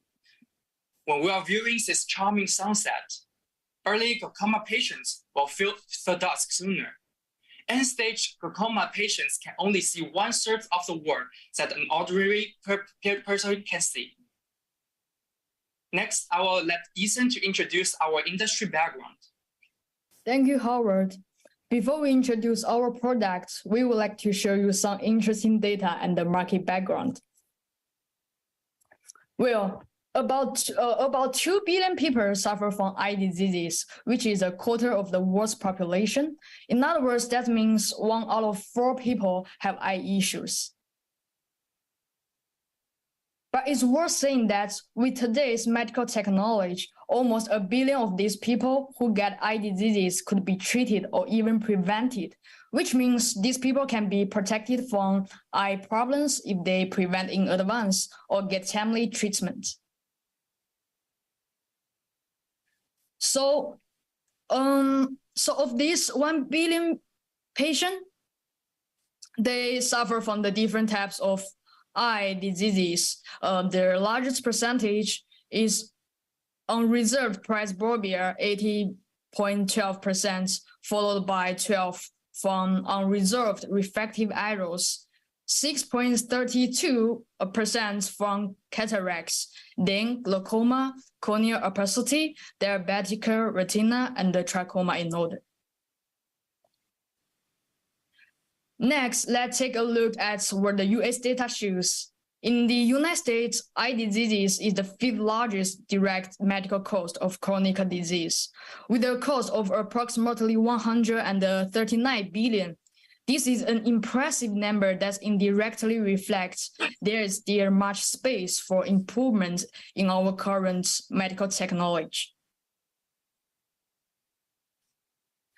Next, here are some facts about the US ophthalmology industry. More than 24.4 million Americans aged 40 and older have cataracts. More than 2.7 million have glaucoma. 7.7 million have diabetic retina. Also, 3.2 million females and 1.6 million males aged over 50 suffer from dry eye. Well, we all know eye is one of our most important organs. Our 80% perception comes from eyes, and among our 5 senses, vision is the most vulnerable one. So imagine how much inconvenience and the limitation eye diseases bring to our life.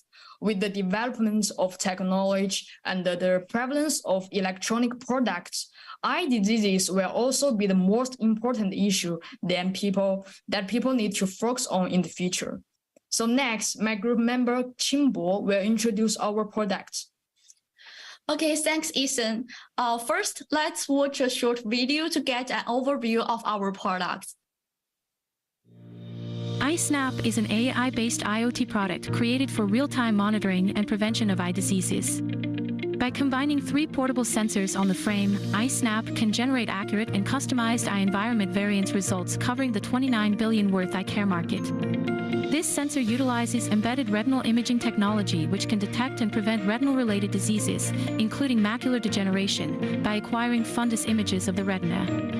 This eye pressure tester will detect the eye pressure status and send a signal to the user if there is an abnormal condition, such as high eye pressure.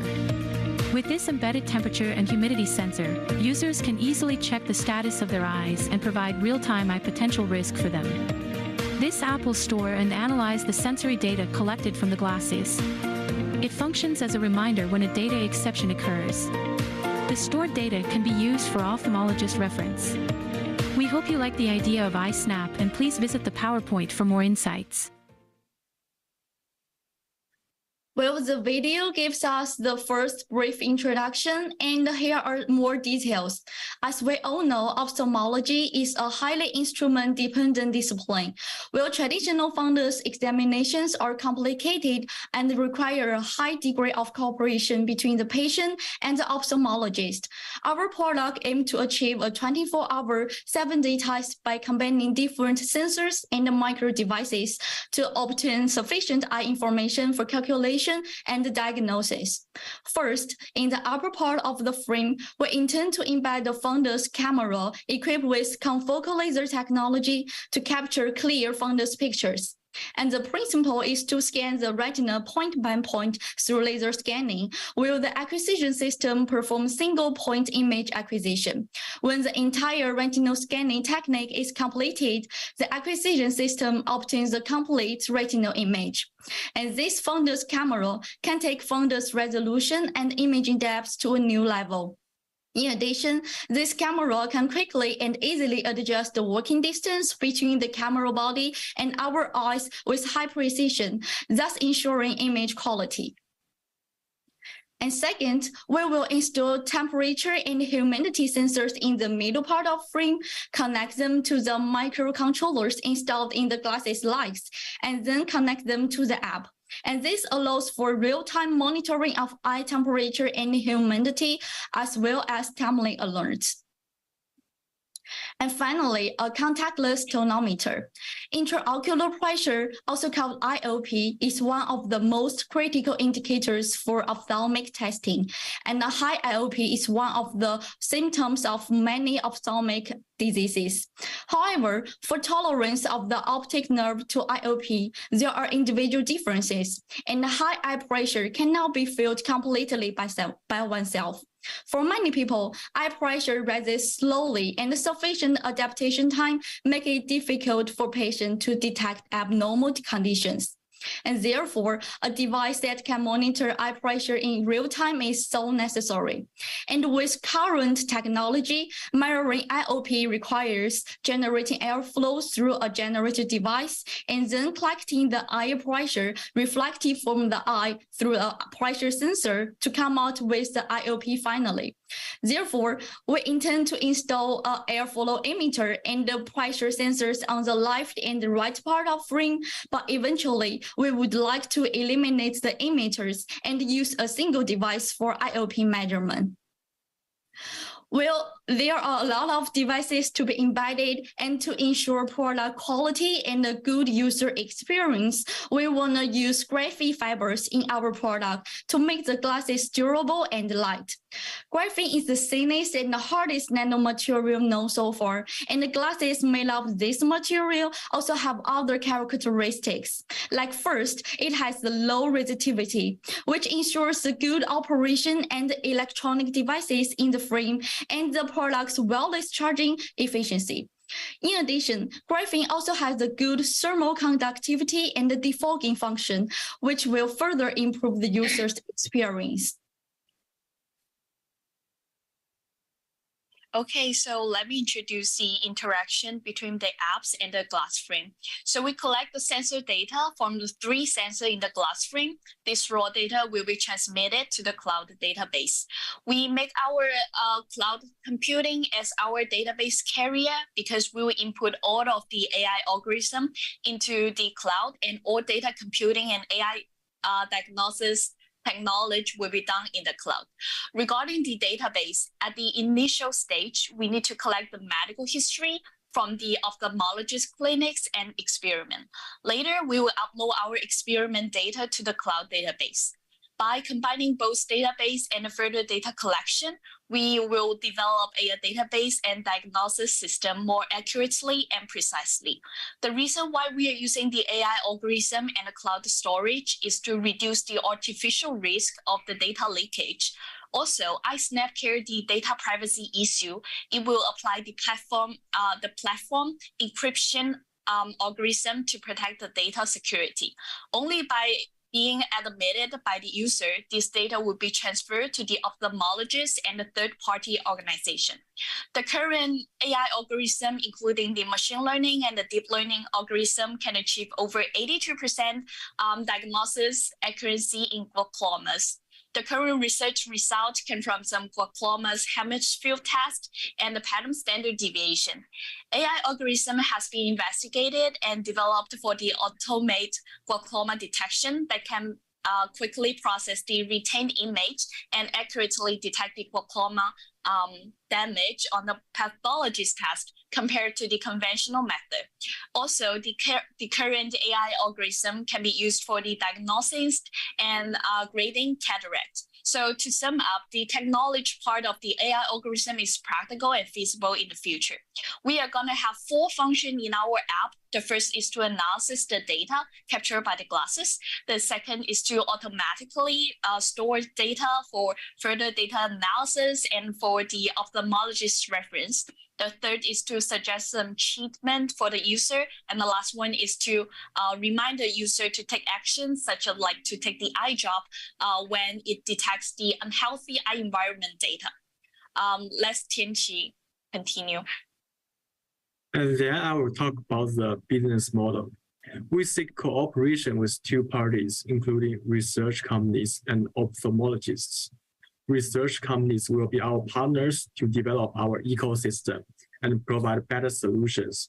They will provide support for our research, and our data will be valuable for their further medical research as well. And ophthalmologists will be first notified of the potential risk to customers' vision conditions. And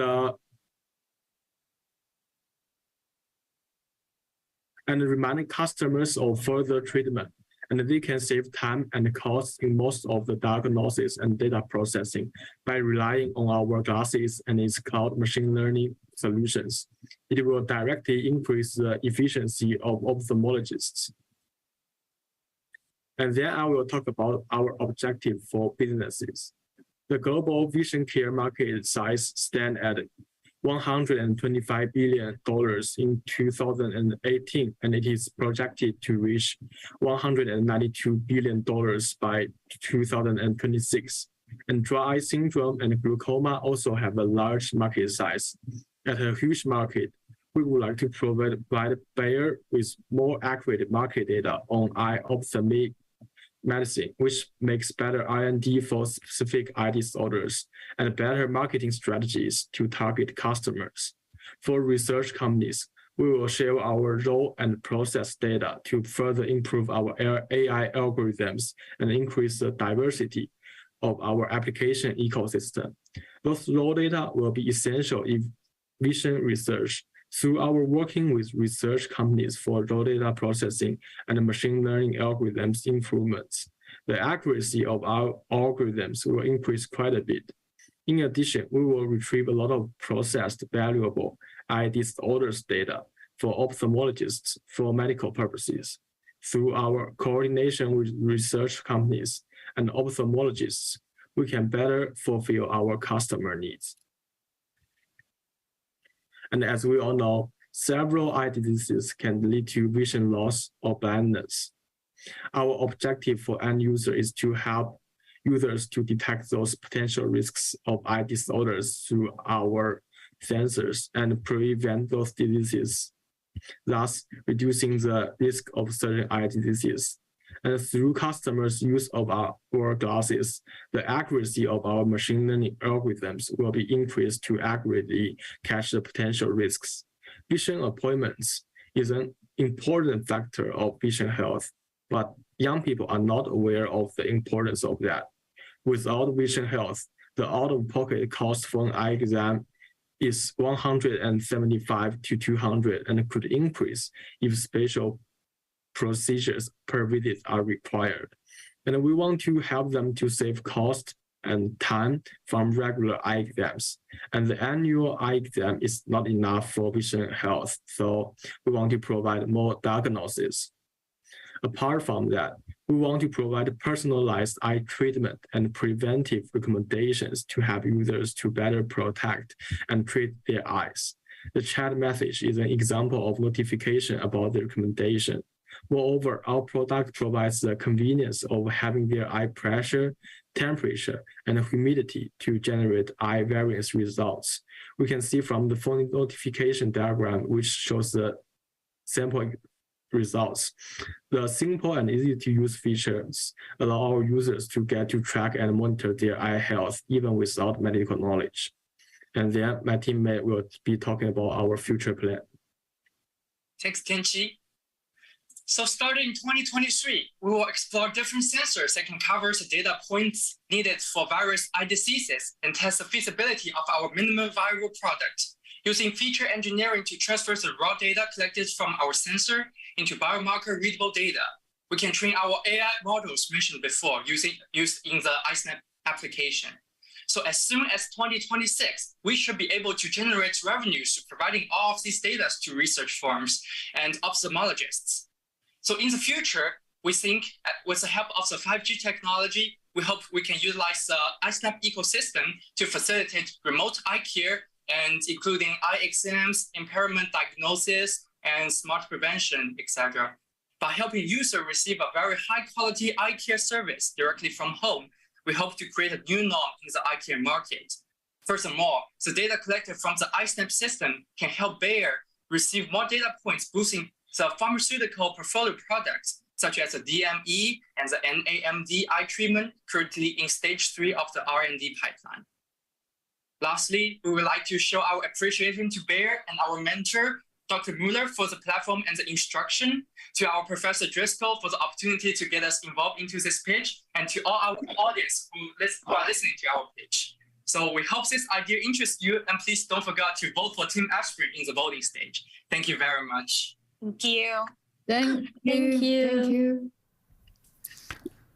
And I thank you, Team Aspirin. And as they said, you can vote at the end of the forced pitch. Then we will provide you with the menti.com code. And then in the public voting, you can say who's the best team of 320. Now, thanks a million for a third pitch with a high maturity, but I fastly hand over to Christian Müller. So he will be the moderator for the 10 minutes of Q&A. Christian, your turn. Thanks, Heiko. And thank you very, very much, Team Aspirin. You did a very, very good job. I'm so proud of you. My first question to you from coming from the audience is, as you could expect, there are some Google glasses on the market and they failed. And what's the difference to your product and what are you planning with your iSnap product? So please elaborate a little bit about the differences and your USPs. Sounds great. Give me 1 sec. Let me first stop sharing the video. And yeah, so to our knowledge, the Google glasses is mainly a media presenter, which they basically put like a device in the glasses, so it's easier for people to access to the different media information they used to see on the phone. And for our product, our main purpose for the iSnap product is to collect data, collect your eye care data and all of these different data that is important to for your eyes. And we use those data to generate like a better eye care resource for the people, for the ophthalmologists. And so that's like basically two different purposes. One is to represent the data, and the other one is to collect the data. And we hope in the future that our data can change the eye care market and make a new norm. Thank you. Cool. Within the presentation, we could see your engineers and you love to present details about the sensors and all this stuff. But what about the stuff regarding the patient? What about data protection? About collecting the data? Could you elaborate on this? Definitely. So data protection is always the most important part as we think about this product, because all of the data should belong to whoever owns it, and we will basically using the Web3 technology, which will put all the users' data on a blockchain. And once we get the consent from the user, we can easily pull out the data and use that to increase the AI model used in the research purpose. However, if the consent is not given by the user, we cannot access to these data. So that ensures the data which belongs to the users and also very securely stored in the blockchain. Yeah. And there's coming a very challenging question from LinkedIn right now. Hand on your heart, will you be able to execute this up to the end? Yes, so this is actually a very great question because this technology currently needs a lot of improvement, and we see a lot of challenges in the market. However, as we said, as a year of 2026, we are supposed to be able to generate some revenue generated from our minimum viable products. So hopefully, with that revenue and continuous of the research and development, we are able to produce this product in a much lower price, in a much regulated way, so people can use it in the future. Cool. Hopefully in 2029. Well, as we are talking not about any drugs, but about some devices, this will be for sure medical devices. And how do you think will be the time to get the regulatory acceptance for such a medical device? Or do you plan to generate the revenues in the first step or another way? Yes. So first, from our research, currently in the United States, when a medical device gets approval through the FDA and pass the clinical trial, it usually takes about 5 to 6 years. But before that, as I mentioned, we have the minimum viable product, which already can generate some of the data, and the data set can be used directly. So the product itself may take a little bit longer, which is 5 to 6 years. So hopefully in 2029, we are able to pass the regulations and we can get the regulatory acceptance from the FDA or other different regulations in the different countries, and start to produce a product and start to make it available on the market. Okay. Well, on the one hand, you're trying to capture some data, but you're doing this with some sensors. And the question on LinkedIn was, if you're applying laser technology constantly on the eyes, what about the safety? Are there any concerns? Did you already test this? What's the current status on safety? Thank you. Currently, this idea is still in the idea phase. All the things we demonstrate in the video is currently still our idea, and we are actively exploring the different sensors we are going to use, and we already mentioned the different algorithms that we are looking into. So with all of the promising data we already see right now in those different research papers, we are going to test it, do a lot of different testing, and definitely follow the guidance of the FDA and the clinical trial to make sure the safety of the device is taken in place. Thank you.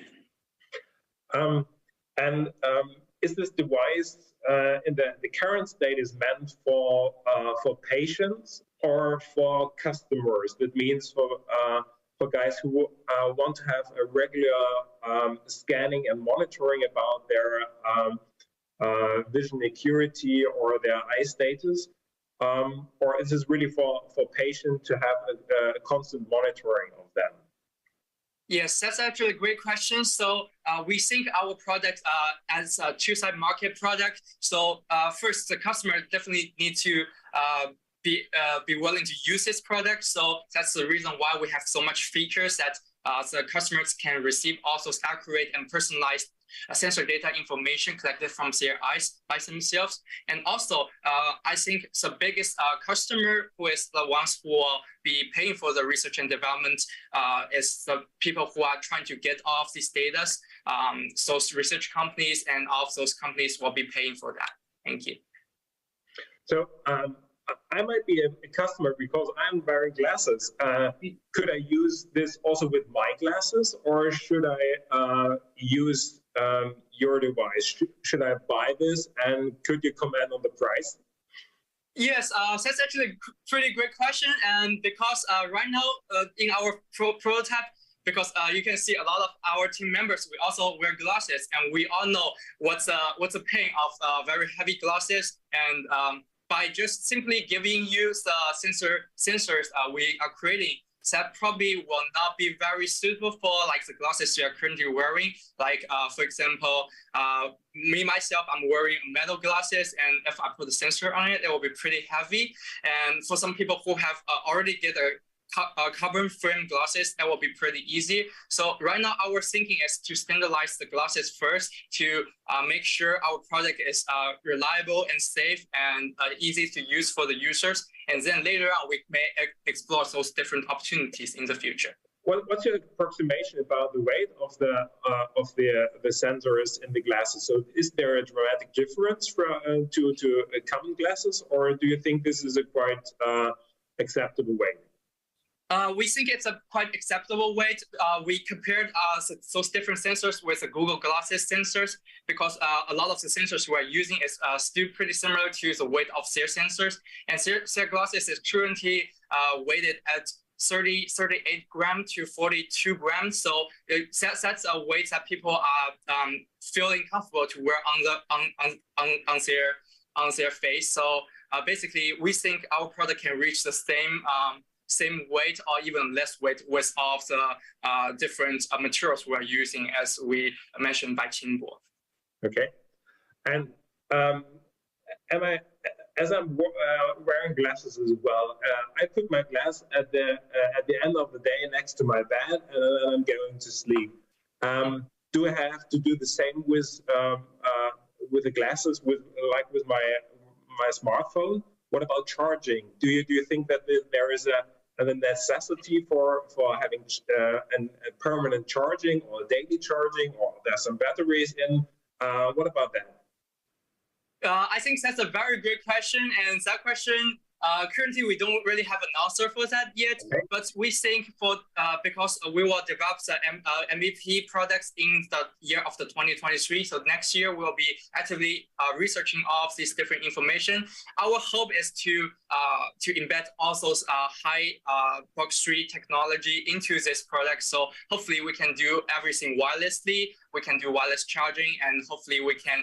You don't need to even put that in a case, just by putting it in a charging field, and it will be able to charge. But that's our hope. Honestly, we haven't really researched on that yet, but like that's just our hope, and we hope that makes true. Yeah. Okay. Did you have some user experience tests so far? So is there some experiences available, or do you have also some ideas about glasses for children, especially developing myopia is very common for smaller children. So will there be some glasses for adults and for children as well? That's actually a good question. And for this project, because it's still in the idea phase as mentioned, so we haven't really done too much user experience survey yet. However, we have surveyed a bunch of the students in the School of Tender Engineering, and we asked a bunch of students who are wearing glasses what are some pain points when they are wearing these glasses, what are some things that can be increased, what are some features they wanted. So we did like a quick market research, and overall we get like a pretty positive feedbacks that people are willing to try out different glasses as long as it's not disturbing their current normal lifestyle. And that's where that really meets with our expectation, and that's also what our goal for this project is. Good. Thanks, guys. You convinced me, definitely. And I'm so proud being your mentor and working together with you. I hope you get the trophy at the end. And with that, back to Heiko. Thank you, Dr. Thank you, Dr. Thank you. Thank you so much. Thank you. Thank you, Christian. And if you're wondering which color Christian's polo shirt was, it was not pink, it was not magenta, it was fuchsia. Thanks a million again to Team Aspirin. And last but not least, but very late, because on their side, it's, I think, 11 p.m. So for me, an old guy, I have to sleep, but they're still awake, and they will do their final pitch. It will be from South Korea, but they're studying in Hong Kong. It will be lost and found, and we have a short changeover break. And I learned that Katharine, the mentor, as Jan, a newbie as a mentor, Katharine from our DigitalHub Lyon, I said there is a legion of DigitalHubs, and she is part of one of them. This is located in Lyon. And if you're often on LinkedIn, you will see a lot of great things of the DigitalHub Lyon. Okay.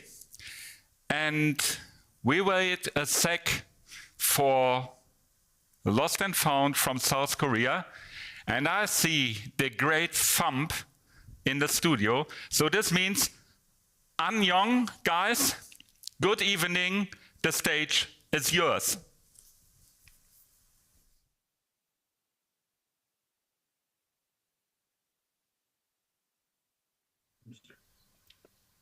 Hello, can you hear us? Loud and clear, but you can't hear me. I can hear you too. Is everything good? Okay, good. Hi, we are Team Lost and Found, and we'll get started right away. This mesmerizing banana hack solves the world's oldest problem. The title of an article introducing a genius packaging idea that went viral recently. Every day, you eat a banana from the left, and this way you can have a perfectly ripe banana every single time. Genius, right? But why did this idea come about? We all know from our own experiences how quickly a banana can go from this to this. And it's not just bananas. Finding the perfect ripeness of fruits is indeed the world's oldest problem. And if this is hard for us, just imagine how difficult it might be for farmers who produce massive quantities of them. In fact, this isn't an issue to be taken lightly, but is accumulated into a global problem of massive post-harvest loss. Currently, 1/3 of all crops are lost during post-harvest processes. That much food could feed an additional 3 billion people, yet we're watching it go to waste and wondering why poverty still exists. Don't you think that's completely ironic? What's even more mind-blowing is that in the past 30 years, the issue has been completely ignored, with only 5% of investments towards it. While we commend the efforts by companies like you, Bayer, to increase production capacity so far, we regret to inform you that 30% of all that effort went to waste.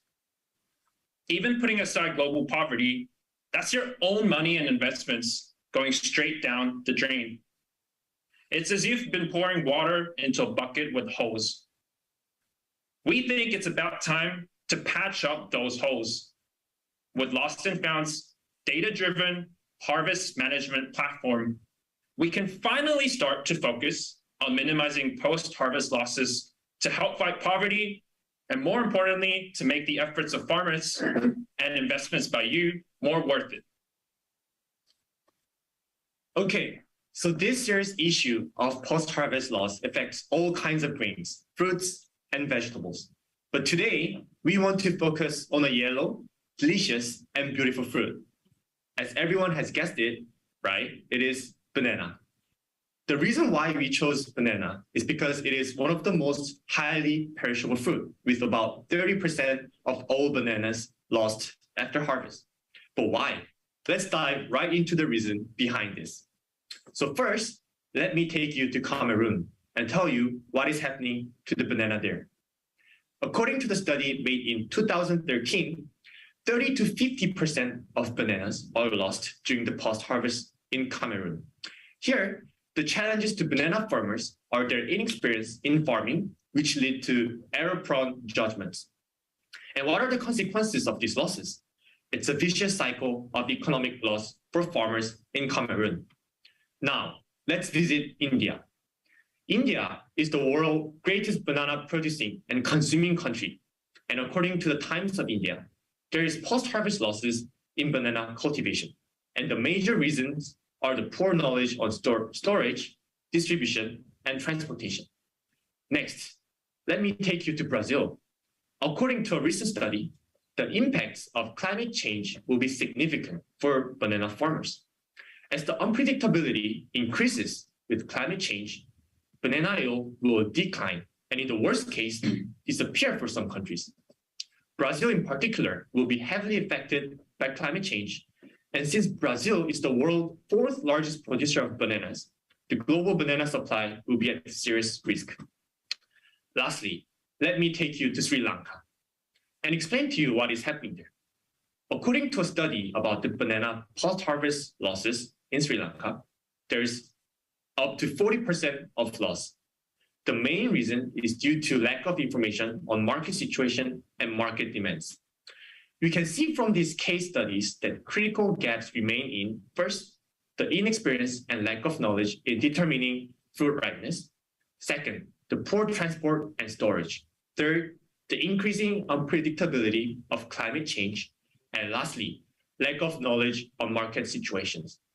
Therefore, we urgently need solutions in these areas to start reducing post-harvest losses. Luckily, after some research, although with just 5% of investments towards it, we found that there are still some promising solutions out there. A summary of these developed technologies and solutions is that some use farm, historical, and climatic and open source data to predict harvest, while some make use of visual recognition technology to predict the fruit and crop ripeness and pest detection. And lastly, some utilize market data to model prediction for supply and price of goods. But this got us thinking, despite these great approaches out there, why is post-harvest loss still not solved?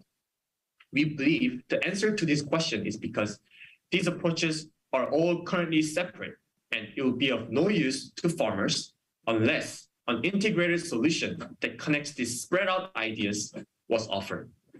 This is exactly where we saw the potential to do just that.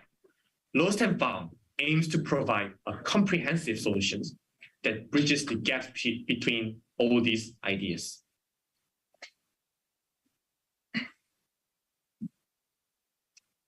We present to you our solution, Lost and Found. Lost and Found is a service that incorporates massive amounts of data both on and off the farm, like historical, meteorological, and microclimate data to aid farmers to reduce post-harvest losses. Our service is composed of three main modules: predictor, indicator, and modifier. The first step is determining the correct harvest timing. Because conditions and weather on a farm is constantly changing minute by minute and year to year, relying on farmers' past experiences does not always lead to the optimal harvest timing. The predictor module resolves this issue by predicting the optimal harvest timing based on constant monitoring of real-time data. The status of crop development is regularly updated based on recent development rate and the correlation between microclimate data. Next, the indicator module enables farmers to accurately assess the current status of their crops using the visual recognition technology. With this, farmers will no longer rely on their limited knowledge or error-prone judgment. Instead, by simply taking some photos of their crops, farmers will receive an objective and detailed report about the current development stage, pathological conditions, or any other vital information related to their crops. Lost and Found provides an accurate and accessible prediction and indication of crop status, but we do not stop there. We realize the optimal harvest timing will be different for each and every farmer depending on the market conditions and their storage and their transport infrastructures. Our service suggests modified solutions to meet the demands of each farmer, and we name this the modifier. The platform will gather information of the geographical location of the farm, market demands, and transportation, and storage conditions to model harvest preparations. These personalized suggestions, taking in factors beyond the farm, will allow farmers to better manage their production to minimize losses. Lastly, by closely monitoring every inch of the farm and using climate data, it will provide adaptive suggestions to combat the variabilities arising from climate change. Our innovation offers a never-seen-before holistic guidance on harvest management for farmers as part of Bear Agri platform. Yes, we know our solution has many parts to it, but all we're doing is gathering the blocks that currently are separated and just bringing them together in one easily accessible platform.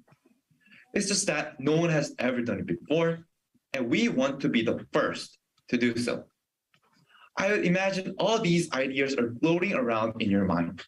So we want to show you exactly how an actual farmer would use our solution.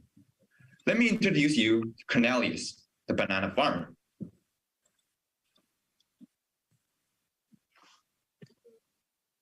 Hello, I'm Cornelius, and I'm a banana farmer. No one has ever taught me how to farm bananas. So I have been relying solely on my past experiences, yet assessing the conditions of bananas is still very difficult. But with lost and found simple technology, it is so easy to judge this.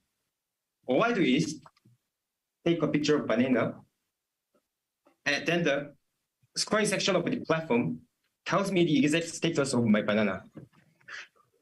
With this function, I don't need to rely on guesswork to assess my bananas. It really simplified my work. Apart from that, before using lost and found, I didn't know that a lot of my fruits were being lost depending on the transport and storage conditions. However, I cannot afford advanced storage and transportation technologies because it really takes a lot of money and time. Instead, when I input the location and the method my bananas will be stored through this function, lost and found will take into account the transport and storage conditions when predicting the optimal harvest day for me, so that less of my bananas are wasted without having to invest a lot of money into infrastructure. In the past, I have also had experiences where I found bananas only to be wasted as there was enough demand. I also have a lot of trouble determining the selling price of my bananas because I'm not knowledgeable about the market situation. Lost and Found even helps me with this by suggesting to me how much and what price I should sell my crops based on the current market situation. Lastly, I've been experiencing unexpected weather more and more lately. The method that worked before are not working as well these days. But with Lost and Found, I can adapt to these changes better. They provide step-by-step instructions on the installation to utilization of various sensors like soil temperature, acidity, and humidity at affordable prices. With these sensors, the environmental factor tab constantly monitors the microclimate data of my farm. And if there are fluctuations in conditions, it will notify me to make countermeasures, like adding certain amounts of fertilizer or lime as an example. What's most amazing is that Lost and Found is a complete solution that can be used as an indicator, predictor, and modifier during and after my harvest. This has helped me to minimize post-harvest losses for my bananas. I'm so grateful that my efforts are not going to waste anymore, and instead to customers. But it's not just me who benefits from the technology.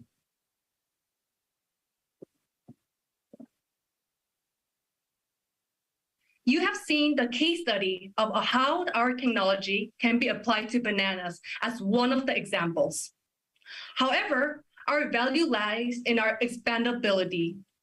The competitiveness of our service is that we aim to develop a tool rather than a specific solution.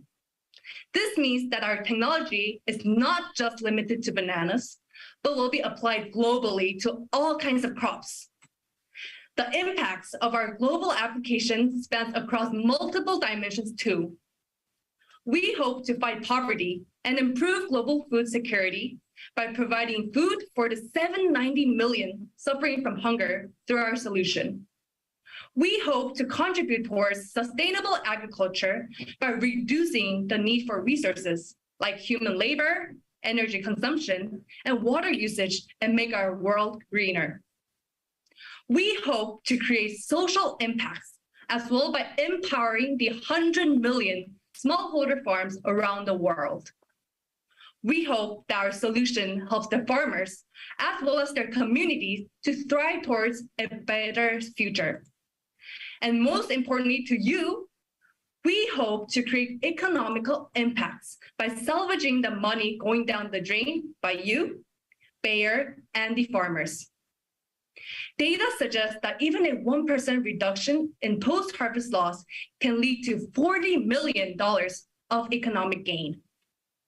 Lastly, and perhaps more important than the impacts themselves, is that our ultimate vision aligns greatly with that of Bayer's commitment. Our solution has many overlaps with programs like Better Farms, Better Lives Initiative, the Better Life Farm Alliance, BayGap, and Farm Rights App. This is the reason why we are excited to collaborate with Bayer and why you should be too, to contribute towards building toward our shared value of revolutionizing future agriculture.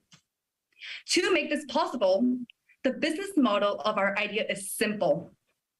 Our service will be a mutual relationship where we provide farmers with 1, economic gain through reduced losses, and 2, empowerment about the issue, while in turn, they provide us with abundant data to continue refining our model. To overcome the reluctance of farmers from using our novel technology, we will implement an insurance where we guarantee economic gains for users. Going forward, we'll first incorporate the existing technological bricks together with Bayer to develop our prototype service. Then, during our trial stage until 2024, we plan to employ a pilot service for bananas in a certain region to collect enough data and improve the accuracy of our prediction models. Afterwards, we'll expand our service to multiple crops in different regions. We believe the core values of our innovation greatly aligns with that of Bayer. Our ultimate goal is to become a ubiquitous part of future agriculture as part of Bayer's AgriPol platform.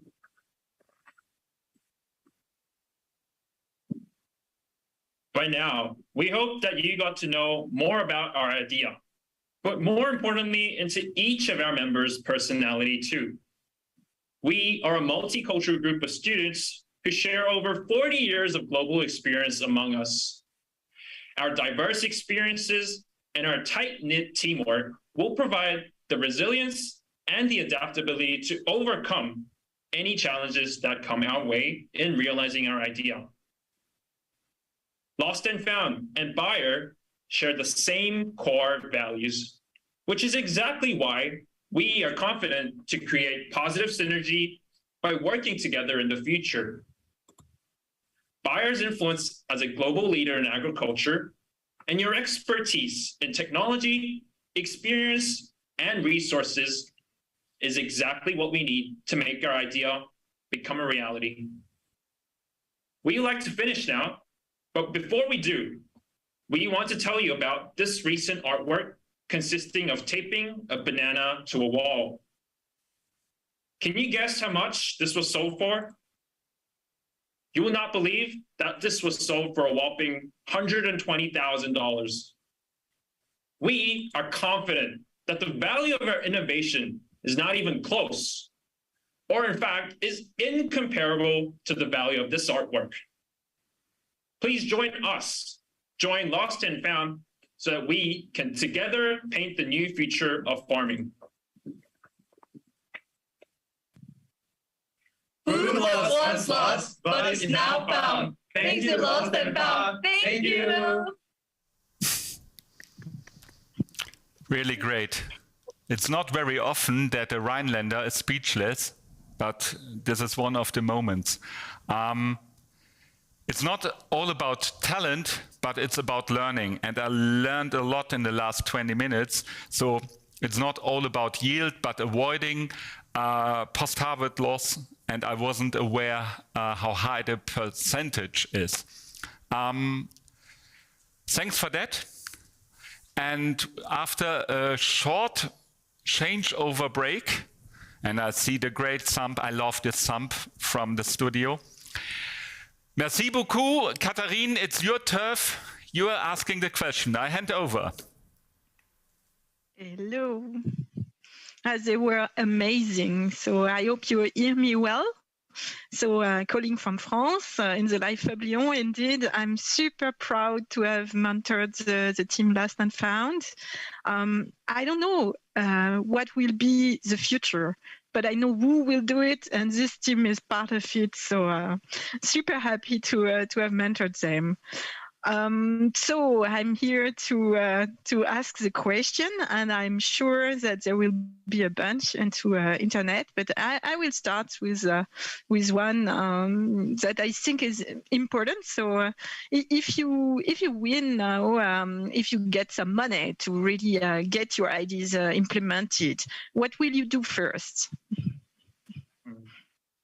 Should I answer? No. In terms of our priority, if we do get the funding, I think that there are two main areas that are important for our technology and our idea. Number one is because our idea aims to incorporate a lot of different data and create a new kind of model.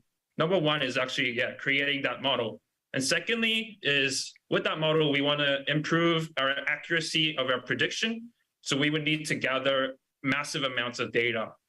So if we do get the money, those two will be my priority. And more specifically, to do that, we would need to recruit the right talent in the right place to make that happen as efficient and as fast as possible. That sounds cool. I see with you talented guys, you are seeking for other talents to join the team. Then we have a question from YouTube. So it's about how will you process the massive amount of data you propose? I guess there will be problem of format, for example. So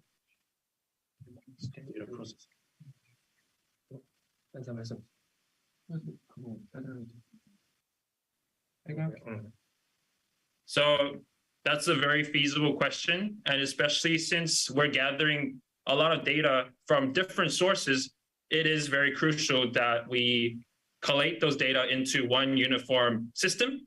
In terms of that, we aim to, in fact, create a new kind of standard that the world has never seen before.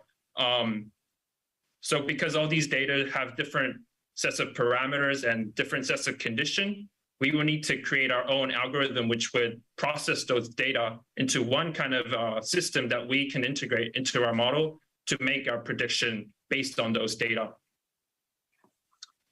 Maybe to add on to more technical parts, what we are thinking to mechanism to process our data is something called federated learning.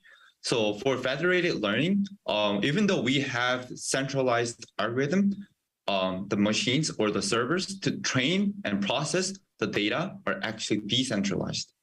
So farmers around the smallholder farmers around the globe will use their own device to train their own farms data. And in that way, we expect the training of the processing of the data will be more efficient and more protective. Great. So we do have a question also about the crops, because you are tackling the problem of harvesting and post-harvest loss. So do you have an idea of what will be the easiest crop and on the contrary, the most difficult crop to prevent losses?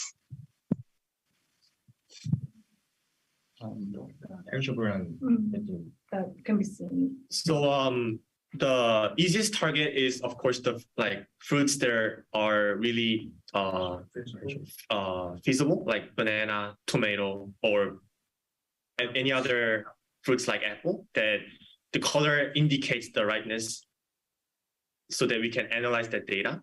And for fruits that might be harder would be those that grow under the soil, like potatoes, because that kind of fruits would be harder to predict what is actually inside, actually under the soil. So, but still we can still predict with the leaves that we can see and the flowers for sure. Yeah. So, but we believe that with our technology, both of them are possible to overcome the problem. Yeah. Mm-hmm. That sounds great. But I have a bunch of questions there. So there is one how do you plan to protect your ID? So can you protect the ID of Lost and Found? Protect our... that's a very good question again. Obviously, protecting our idea, our intellect property is very important for our technology. But in fact, like we've mentioned in our presentation, it's a very difficult thing that we propose to do, but no one has ever done it before. It doesn't exist. And the fact that we are currently presenting here with our novel idea just goes to show that our confidence in reaching the market first with that idea. And in that itself, I think is already, there's a kind of a less of a need to protect our idea if we do reach the market first. And in that sense, in terms of that process, when we do develop our algorithm and models, there will be technical novelties that we do intend to protect by getting patents or some kind of things like that. But in the end, we aim to create a sort of a completely new system, and it ultimately created like an open source, because in these days, it's less about protecting your own ideas, but instead sharing with the rest of the world. And by doing that, we invite collaborations and even more innovations to happen. And by creating a system like that, we want to invite more ideas to build upon our initial idea and create instead a greater product in the end by doing that. Oh, that's a cool answer. I like the open innovation from my side.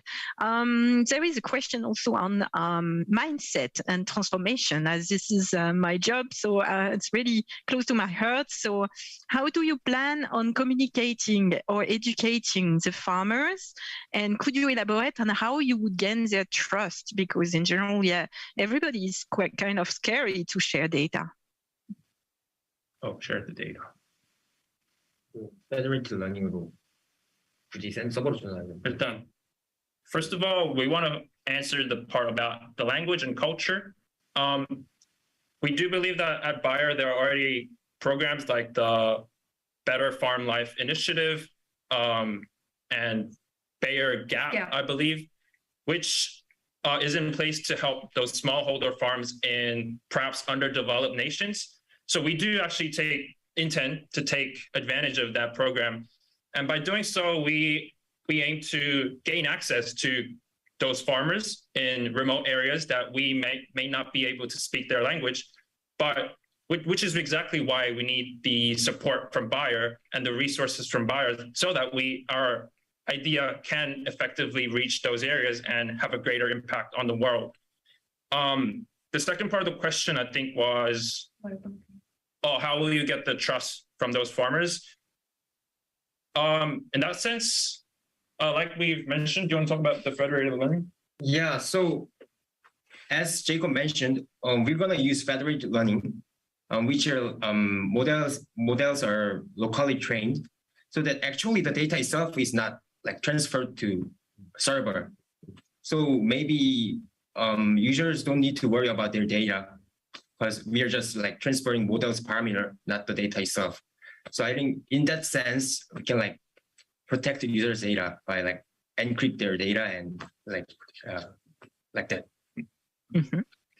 Another thing that I want to add is maybe not from a data perspective, but in terms of just getting the trust from farmers to utilize our novel technology, because we do understand that, it might be difficult for farmers to trust some students coming to them with a completely new idea, and how would they be able to trust our technology?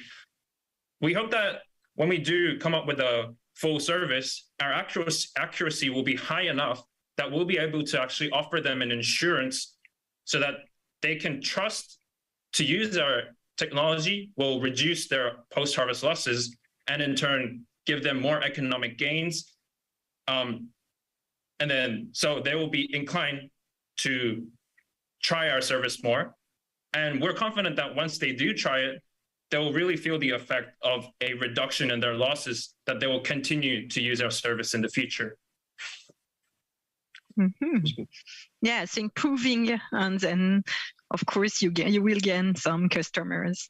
So there is a question about the measurement of your success.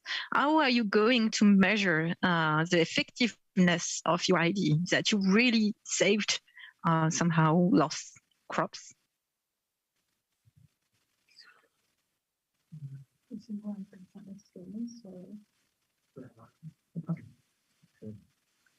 I think like one of the thing is they can feel it by experience. For example, if they know that they were not having a lot of product or like getting a lot of economic gains, then if they see the increase of the economic gains, then that could be one of the factors that will show them that it is effective, like the technology itself is effective. And also from more from a perspective, but also in terms of data, it's quite easy, because these are numbers. It can be shown easily in percentages or perhaps in dollars. So just collecting those data, seeing how much they produced versus how much they produced before using our service, I think will give a pretty good comparison of our effectiveness. Yeah, I think they'll feel it themselves. Okay, and maybe the last one, I think and hope, if I understood one, the message is from Aiko. There is, again, one question about your customers. How will you address the language requirement, considering the diversity of languages in India, more than 100 languages spoken across? Well, I guess you know well this question, because probably you have also some different languages. Mm-hmm. I think like, if it's the language that we can speak, then we can help with the translation, or we can actually recruit more members for that part too. Like we can do like specific language for that, because some of the translation is not that accurate. So that can be one of the things. Definitely. Yeah. Mm-hmm. Okay, and with that, I think we hand over to Aiko. Thank you so much. You rock. It was super great to have you as a team, really. And merci beaucoup, Katharine, again, to have you as a mentor. That was a good idea to ask you on short notice. And now we have a wrap-up of the 4 finalists.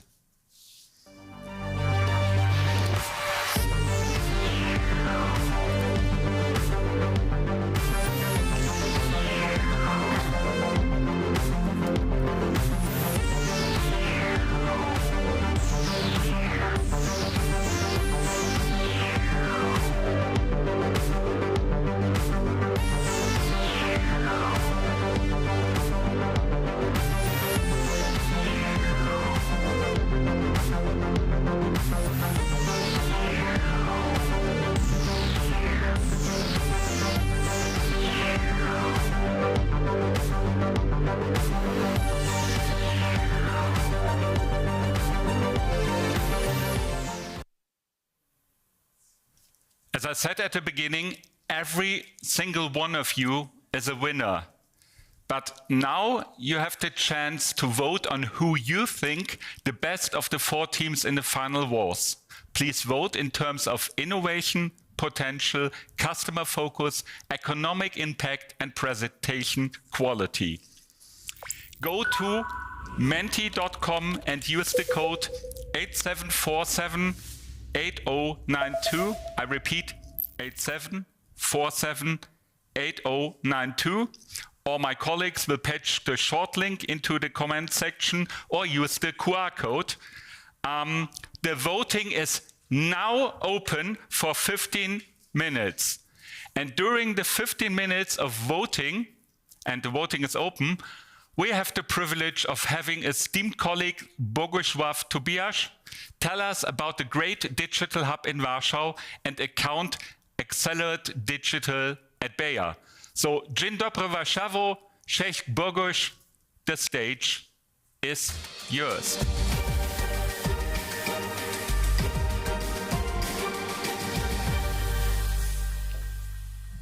Good morning, good afternoon, everyone. Can anyone please confirm that you can hear me? Can you hear me? Yes, we can hear you. Okay, thank you. Thank you very much for the confirmation. So my name is Bogusław Tobiasz, and I'm the head of DigitalHub, and today I have the privilege to give you an overview about the D-Hub, because the D-Hub is a cloud, is a center of innovation, and we have plenty of opportunities that we'd like to share with all of you. So let me start with the short intro about the company. Most likely you are familiar, but literally no more than 1 minute. Bayer is a life science company, and we do operate across 3 business divisions: crop science, pharmaceutical, and consumer health. So crop science looks after crop production and digital farming. So all the innovative solutions that helps us to increase the yields out of the field.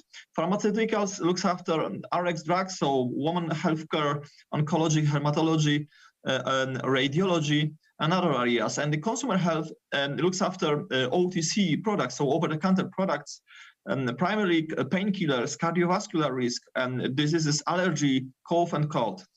And a few words about the data, because Bayer is a data-driven company. So last year we managed to generate the sales at the level of 44 billion euros. So this is a massive amount of money. And we have had nearly 100,000 employees spread across 83 countries. So in 83 countries, we have commercial operations. The key message out of this slide is on top of 44 billion net revenue, we reinvested 5.4 billion into research and development and innovation. So we are a truly innovative company. And today I would like to spend a couple of minutes to give you an overview about the D-Hub. D-Hub stands from DigitalHub Warsaw. So a year ago, Bayer decided to set up the D-Hub in order to strengthen our development capabilities. So the current focus of the D-Hub is to ramp up our development capabilities, drive our talent and scale strategy. So what does it mean? Basically, we want to insource internal development capabilities, which we have had spread across the biggest software providers across the Europe. So we want to centralize our internal development activities in order to secure and enhance our internal knowledge and IP, intellectual property. So want to accelerate Bayer's digitalization by developing groundbreaking solutions for patients, farmers, and healthcare professionals, and also for our internal colleagues, because don't forget that we have 100,000 employees. So what we would like to do, over the next 12 months, we would like to scale up to 400 skilled software developers, cybersecurity engineers. I started to work on that program literally 15 months ago. So over the last 15 months, we have employed 240 extremely talented people in Poland that are responsible for the development of new platforms. Global scalable platforms that we will be able to use across the globe. So this is a purely and clearly global organization. In the first instance, want to focus on innovative solutions for 2 functions. So the crop science, so the business division. And I mentioned that within crop science, we have a digital farming, which is used in order to optimize and accelerate outcomes from the field. and CSRM. CSRM stands for Cyber Security and Risk Management. So whatever we're going to develop in Poland, that's supposed to be scalable and secure. Security is the key word over here. So to make sure that we will be able to fulfill the demand from business divisions, we decided that the DHub will be fully embedded into the global organization. So the DHub is like a natural extension of the global IT organization. So a few words about the brand, values, and the culture. And so the DHub is an accelerator for the digital solutions. So within the DHub, we do not have any support-related functions. So we are surrounded by external service provider like Tata Consulting Services, Atos, Capgemini, and they look after day-to-day service delivery. So the DHub is a purely focused on IP creation, and I really enjoy your presentations over here.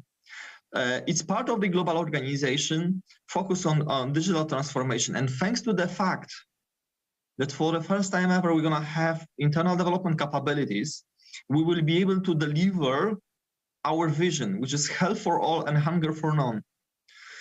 Thanks to the fact that we're going to have we have already a diverse and inclusive environment, we will be able to fulfill our vision. So let's make a dive deep. In the first phase of the project, we are heavily focused on consolidation of skills and capabilities provided by external service provider. So in the past, we were surrounded by over 1,000 external software engineers spread across the globe. So in the program, we have a clear prioritization about the skills and capabilities. So what kind of skills we would like to have, with the internal focus on crop science and CSRM. The DHub does not affect existing employees and roles in other countries. Few words about the profiles that we are looking for to make sure that you will capture and the full picture. Currently, we are looking primarily for the software engineers, and obviously, in each function and in each division, we have a different profiles. So, but the primary focus is on the recruitment of JavaScript developers. However, for example, in pharma, we are looking right now for the .NET developers, because the size of the company is so big that we have to cover a very broad spectrum of different capabilities. On top of software engineers, we are looking for the data scientists. And within the DHub, we have over 50 data scientists. But this is not the end, because once you will look and you will review the open requisitions that we have in our job portals, you will see that right now we have over 80 open requisitions, distinct requisitions.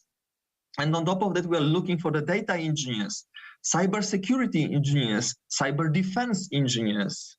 So pretty nice portfolio of different profiles.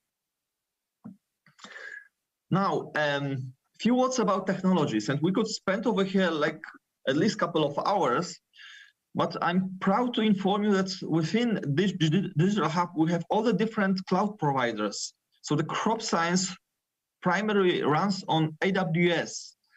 GCP, so Google Cloud Platforms, is heavily used within radiology business.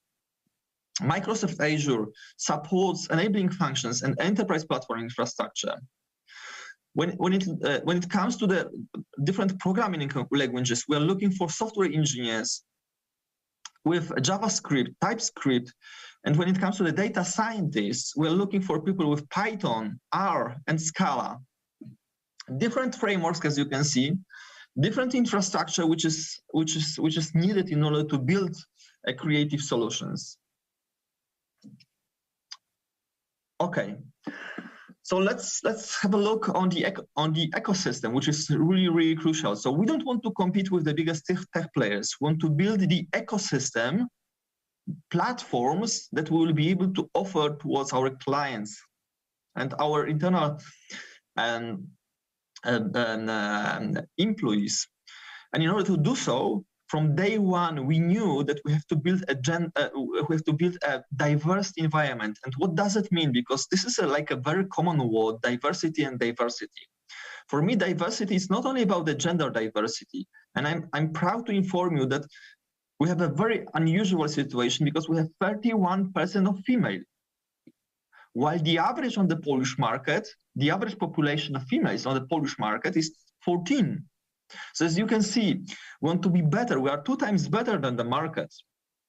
But diversity is not only about the gender diversity, but it's also age diversity. So the average age within DigitalHub is like 33, but we have a very nice mixture. So we have basically people directly from universities at the age of 22 and senior. So like people around 60 years old. So that gives us a great mixture of junior people, junior profiles who are at the beginning of their professional careers with people with a great experience who can help us to scale up the team. But in order to do so, we have to have also the access to young generation like you. That is why we decided to kick off the first edition of the internship program. So that was like a 6-month internship assignment. And in the first edition, we have had 7 interns. And after the 6 months, we have converted 5 of them. In January, so in 2 weeks from now, we want to kick off the second edition. And we have recruited 13 interns. So if you are interested and you would like to work with us, find out and just watch out on the job portal, because in every 6 months we recruit interns. So it's like a paid internship program. And as I mentioned on the second slide, Bayer is a life science company, which is driven by innovation and research and development. So since the beginning, we knew that we have to have people with PhD degree. So I'm super proud to inform you that we have 3% of population with PhD degree, because in the next months, we're gonna accelerate our collaboration with universities on R&D projects. So as you can see on the bottom of the slide, we do collaborate on a daily basis with MIT, University of Pittsburgh, and 2 big universities in Poland. So Silesian University of Technology and Polytechnic in Krakow. It's really important to build the ecosystem where we will be able to build the platforms, scalable platforms that will help us to fulfill our vision. But it's all about the people. On top of day-to-day activities, we want to build a very unique culture, high-performing culture. And we can do so only through different activities. So we do participate in the biggest, we participated in the biggest job fairs, biggest tech conferences. An example, Women in Tech, that's the biggest tech conference, which was organized in June for 10,000 talented females. We've organized several open days for our candidates, for our friends and colleagues. We do support NGOs like Digital University, the company which organizes development courses for young talented people. But on the right-hand side, as you can see, we do organize some kind of entertainment for our people. And we've participated in IT Regatta. We are very active on social media community. So find out our profiles on LinkedIn, Instagram, and Facebook. Just type DigitalHub Warsaw and click the follow button in order to stay connected. It's all about the engagement and cross-functional initiatives. And also what is really important for our organization is that to create an environment where we will be able to grow, where our people will be able to grow within the company. I mentioned that I started to work on that program 16 months ago. And so far we have 240 employees. And according to the business case, we will end up with 400 plus employees by the end of next year. So a lot of challenges, and want to build the environment where people will be able to grow and change functions, because we have 7 different functions under the same roof. With that, I would like to encourage you once again to follow our social media channels, because we are very, very active. If you are interested, and I'm happy to give you more insights, just type my name. My name is Bogusław Tobiasz. And on LinkedIn, I'm pretty responsive. And if you will have any additional questions, then I'm happy to set up additional time. I know that today we have only 15 minutes to give you more insights, but once you will follow our Instagram, Facebook, and LinkedIn channels, DigitalHub Warsaw, then definitely you will have more insights about what is going on. And don't hesitate to join us, and let's stay connected. Let's stay healthy and support each other. With that, my time is over, and I would like to hand over the call once again to the studio. Dziękuję bardzo, Bogusz. Thanks for these insights. I highly recommend this Digital Hub. Yeah? You will find every information in social and business media. I sweat, and I'm not kidding. That was very, very close.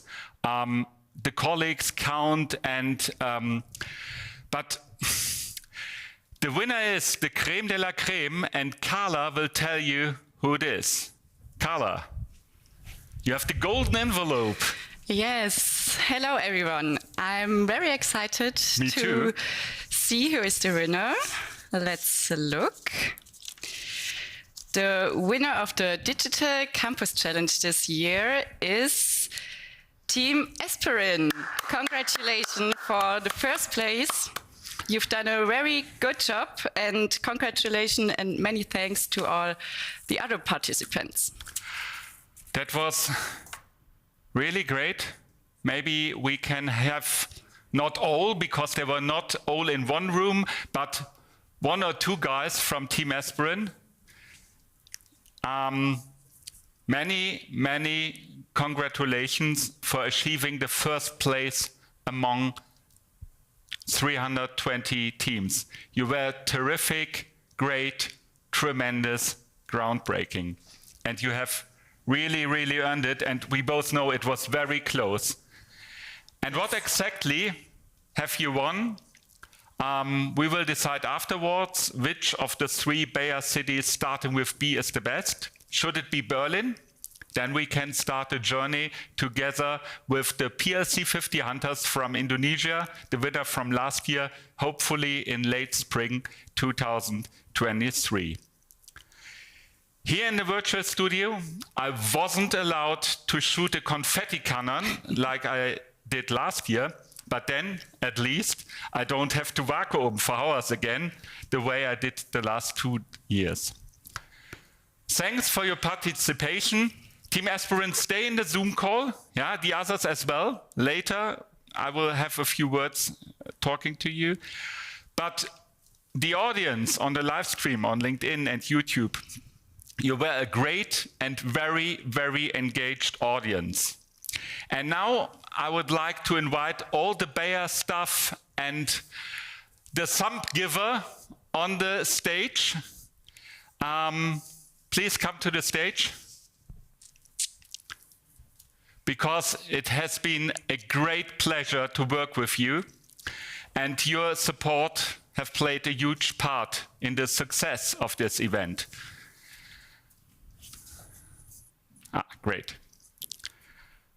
Thank you all for joining this year's Digital Campus Challenge, streamed from lovely Leverkusen. You did a tremendous job. Without you, I can't be here.